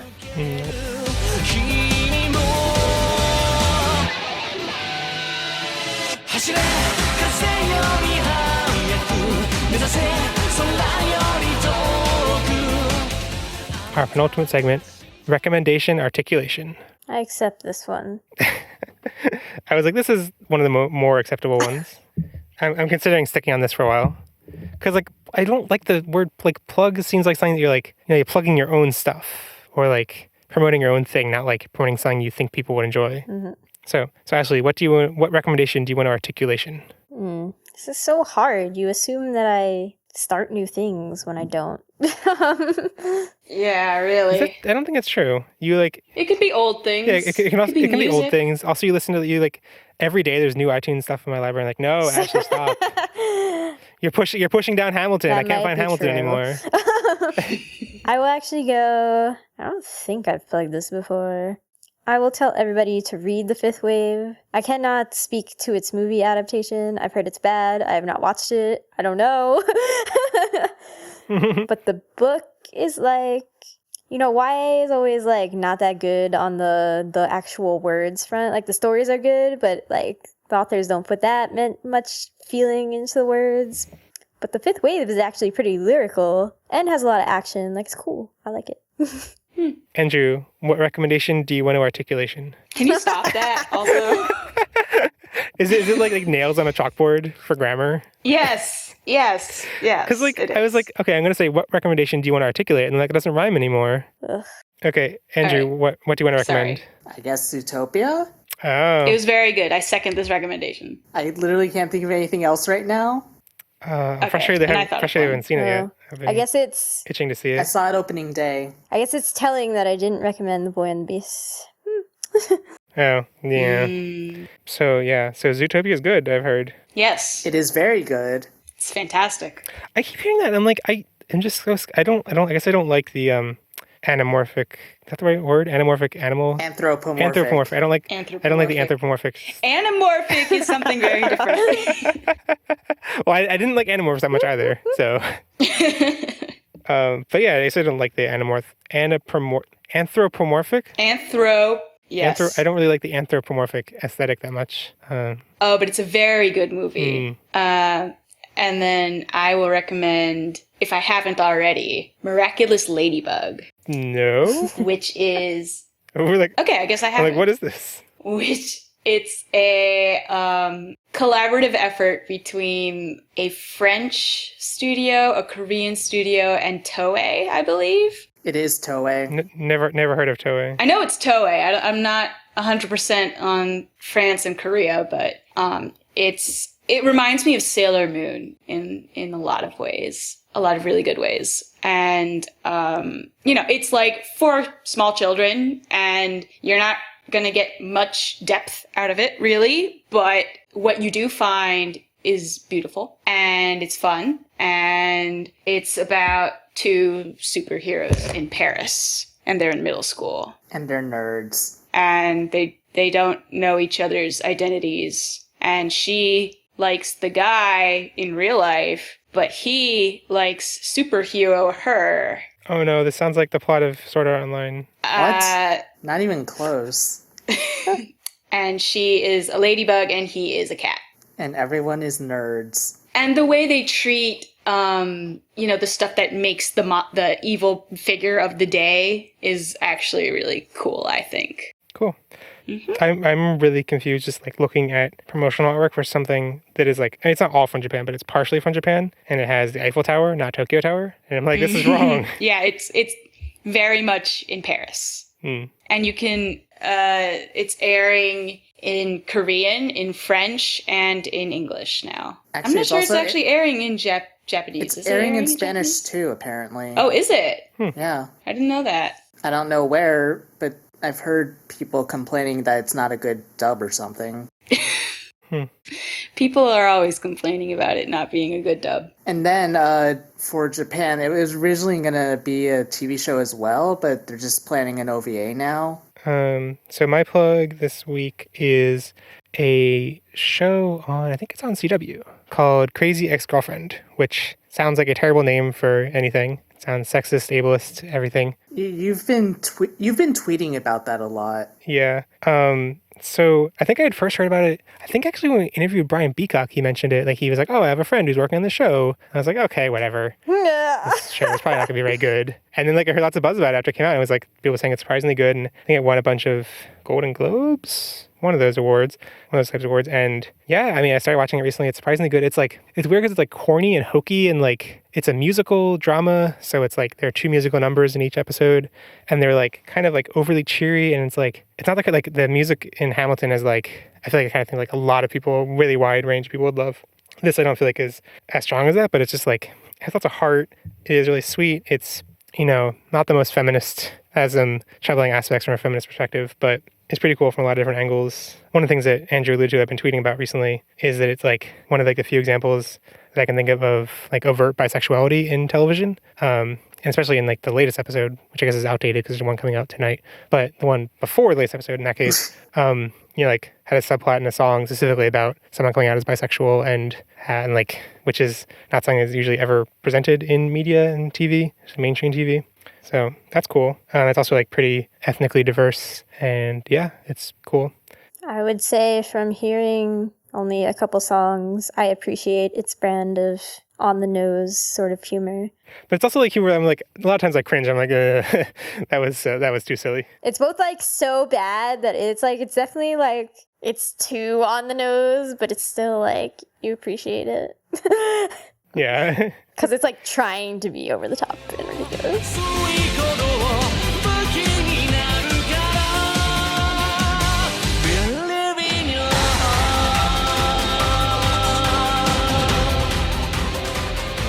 So thanks for listening to the episode. I hope you enjoyed our discussion. And now our secret code word for another entry into the Try Giveaway Extravaganza is ramen. So email podigious@gmail.com with the secret code word ramen, and we'll give you an entry. And also something we forgot to mention in the podcast is that Ashley and I were on our friend May's podcast, Lost in Translation Mount, on the Digimon podcast, comparing the dub and sub versions of the main Digimon anime. And we were talking about Try, and it was, I think, a fun episode. And so if you want to hear us talk more about it, you should go check that out. Just Google Lost in Translation Mount. So now we'll end the show, like we end every episode, with a quote from Jaden Smith and Willow Smith from the interview, New York Times, several years ago, which will hold over their heads forever. Jaden said, "There's a theoretical physicist inside all of our minds, and you can talk and talk, but it's living." Let us know what you thought about this episode in our comments at podigious.com/T2.0, or check out podigious.com to get detailed notes for all the characters, links, and media we referenced. In addition to general episode comments, there are lots of other ways you can be included in our next feedback episode. Leave us a voicemail answering our question of the week. This week's question is, who should have won the Creepy Cute contest and why? You can either call 913-KALUMAN or send an audio recording to podigious@gmail.com and keep them under 90 seconds to be included on air. If you don't feel comfortable sharing your voice, write out your response, and Robot Mom will read it on air. Leave a review in iTunes for us to transgarble. For all feedback, if you would prefer to remain private, just mention that you don't want your name read on air, and Tumblr asks if there's an easy way to send feedback anonymously. Podigious is made possible with the support from our awesome Patramon, Amanda Angelman, Andre Leducman, David Grauman, Eric Angelman, Joe Keto, Jack, Santa Agumon, Kailunamon, Sam Kruagumon, and Stevie Patamon. If you want to become a Patreon and support the show, you can join Patreon Party, our private Slack chat group, for $1 a month. You can get monthly stickers for $5 a month, and you can get early episodes for $10 a month. We also have a lot more rewards and goals, so check out patreon.com/Podigious. You can find us on Twitter, Tumblr, or Facebook to keep up with the Digimons and get funny images and gifs related to the show. You can find me on Twitter at JeffOnlyJeff. You can find Ashley, AshMcD00 on Twitter. And Asher. You can find me at AsherDashery at Tumblr. And Andrew.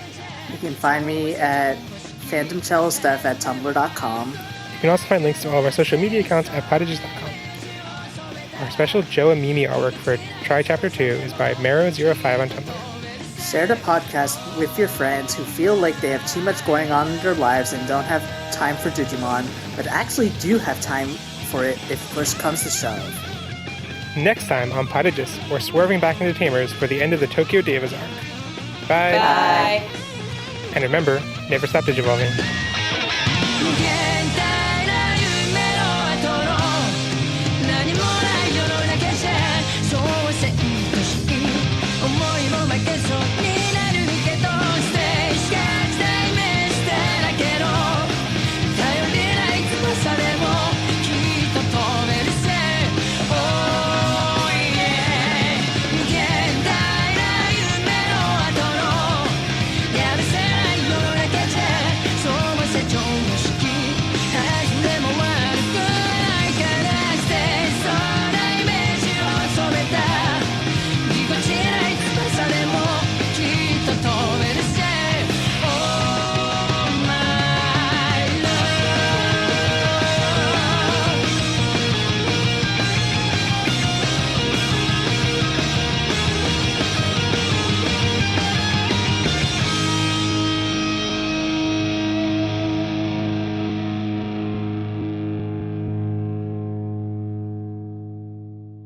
Do you guys see the the outline view in Google Docs?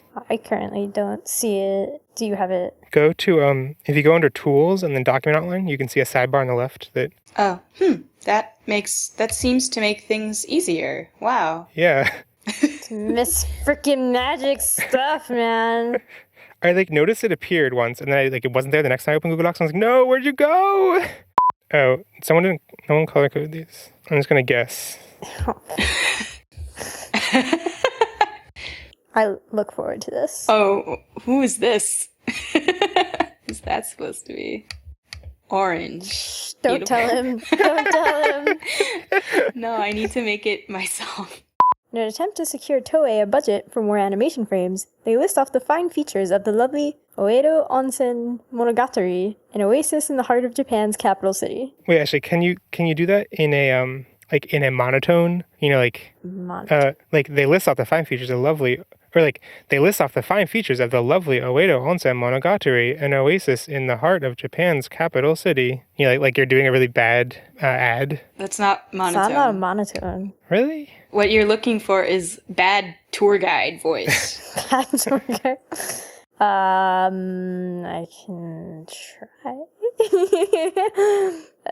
Start at the period. In an attempt to secure Toei a budget for more animation frames, they list off the fine features of the lovely Oedo Onsen Monogatari, an oasis in the heart of Japan's capital city. No, you read that in a good tour guide. I'm sorry. I meant like a bad tour guide. I don't. An oasis in the heart of Japan's capital city. Why don't you just get Robotmon? Okay, wait, no, okay. In an attempt to secure Toei a budget for more animation frames. Not the whole thing, just the part that's actually an ad. Oh my god. Ken returns a Trojan Maine Coon and Leomons. Wow. Terrible person, Jeffrey. Anyway. Wait, terrible person for saying Leomons? Also for saying Ken returns a Trojan Maine Coon. What's wrong with that? You're a terrible person. Too soon? No, it just doesn't flow well. Oh, you mean a terrible person because of poor writing? Yes. That is not clear.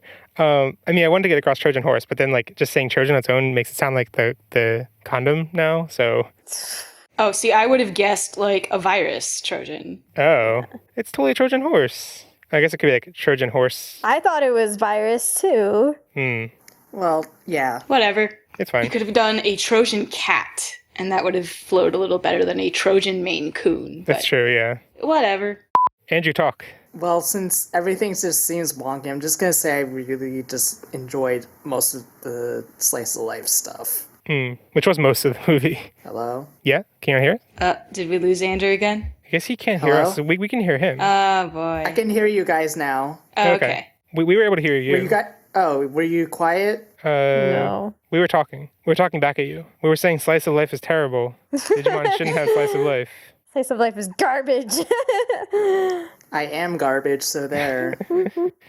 What slice of life moments in particular stood out? Can you hear us, or are you thinking? Uh-oh. I don't think you can hear us. Oh, no. Whee!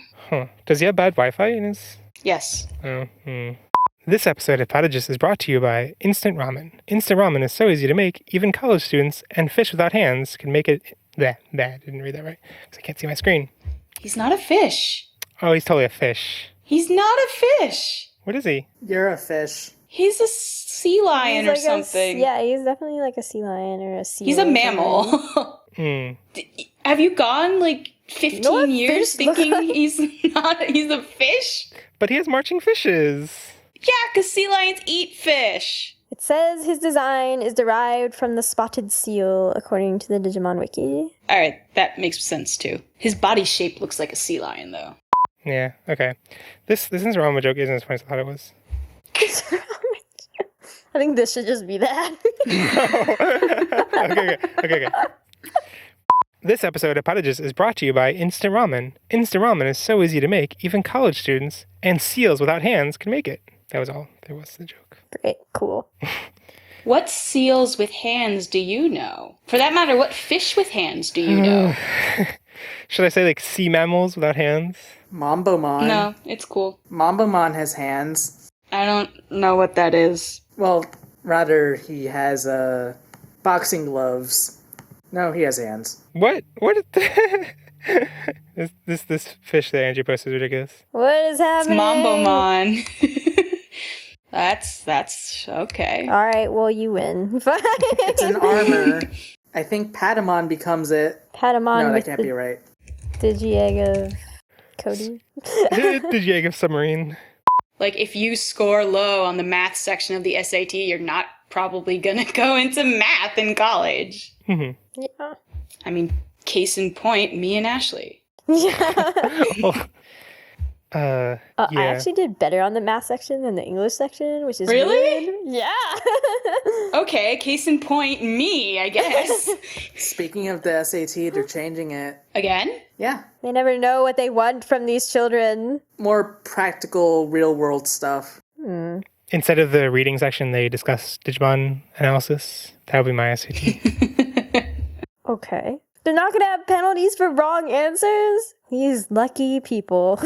I mean, that was one of those aspects that's like so misunderstood. I feel like it was almost an intelligence test to like see if people could understand the because like so many people are like, I'm just not going to pick an answer, and it's like, no, like statistically, you're better off picking answers, or like, and there's like, no, it just seems bad. Actually, no, I guess because like even knowing that, there still is this like gut, like emotional reaction to like not want to lose points. So I feel like even if you know statistically, it's still like, and you can't really blame people for like going with their emotional gut instead of rational reason. Not everybody knows probability and statistics. But that's Case in point, me. But teachers should just say that. Like, I think, I don't know.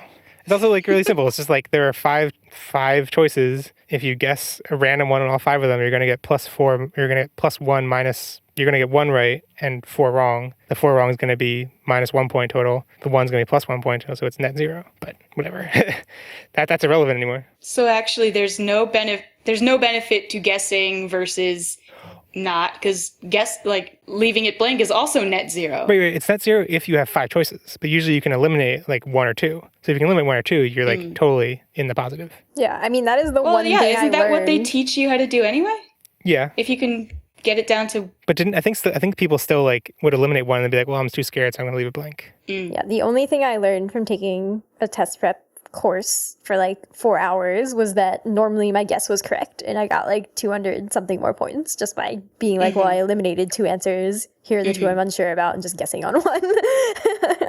Right. I hated the reading section of the SAT just because it was like it always assumed that you would be thinking in the same way as the writer. So I would like think of a different perspective, and I'd be like, well, this could be true if you assume this other thing. And like, no, you're not supposed to think that much. Stop thinking. Yeah. The what's it called when you have like a bugbear? Is that what it's called? When you have something you're really mad about for a while? Yes. Like What? my No idea what's happening now. like you have like a point of contention that's like been sitting with you for a really long time, and you're like, I want to get this off my chest. It's like I have a bee in my bonnet. A bugbear, yeah, it could be it. And I've never heard that before. Yeah. It's a word I've heard before. I think I've never heard anyone actually use it. Oh, just like the SAT words that are actually getting rid of. Okay, I have heard people use SAT words. Okay? The SAT words are not bad. They're getting rid of the SAT words. That makes no sense whatsoever. What's going to be on the SAT? What even is the SAT anymore? What is it? There's still an essay, apparently. Who knows? I don't like the essay. They can keep the rest. Well, the Essay was bad. The essay is actually optional. what?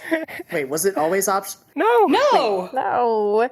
I mean, in my year, they weren't sure how to count it. So, like, some colleges counted it and some colleges didn't, but it was not optional. Well, it's optional now. What? Back in my day, we had to walk 5 miles up the hill in the blizzard and the SATs raining upon us. Had to walk 5 miles up the question sheet. And so in 3rd grade, we were learning about like questions and statements, or like what, like, and so one of the questions we got was like, Ashley said she likes pie. And the question was, is this a question, a statement, or an opinion? And I'm like, it's a statement. It's stating what Ashley likes. But they're like, no, the answer is an opinion. It's an opinion that Ashley likes it. I'm like, no, it's not an opinion. It's a statement of an opinion. And yeah, that is, you are correct, actually. No, it's not even an opinion. That's a statement of a preference. Yeah, okay, yeah. That's kind of an it was opinion, but, like, probably a bad question. The sentence is, she says this. Right. And that is a statement. I'm still mad at my 3rd grade teacher, so. Well, your 3rd grade teacher was wrong. Oh, yeah. Okay, so back to Joe. Long tangent to SATs. Back to Joe. Infinity Onsen Devon Monogatari, not just a trap to murder kids, it's also a trap to murder your anxieties. What? Okay. That was a thing. It's a thing just like Kochiro's overalls. So any other fashion that you guys noticed that I didn't take a picture of? Nothing I can think of. Yeah, I can't remember. I guess we could talk about Rosemon's fashion. Let's not. Well, we've been talking about Rosemon's fashion since Rosemon was unveiled. Yeah.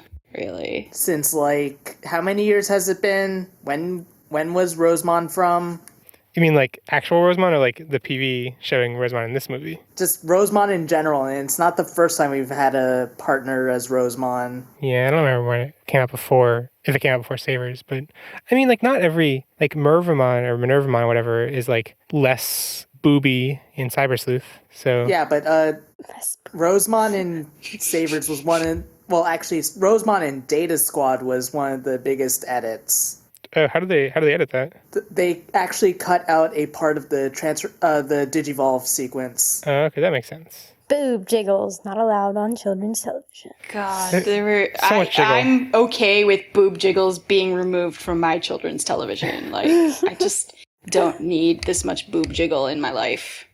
Apparently, Rosemon has been around since '99. Huh. Yeah, I think, because I knew about Garudamon evolves into Phoenixmon, right? Is that the name? I thought it was like Ho-Oh-Mon. No, I think it's Phoenixmon. It's both. Yeah. Ho-Oh-Mon is something else. No, it's not. Oh, is it both? It's both. Whatever. Because I knew about Phoenixmon a long time ago. So, like, if the others' mega evolutions were revealed a long time ago, like, it makes sense that Rosemon's been around for a long time. When did the card game come out? That's probably came out.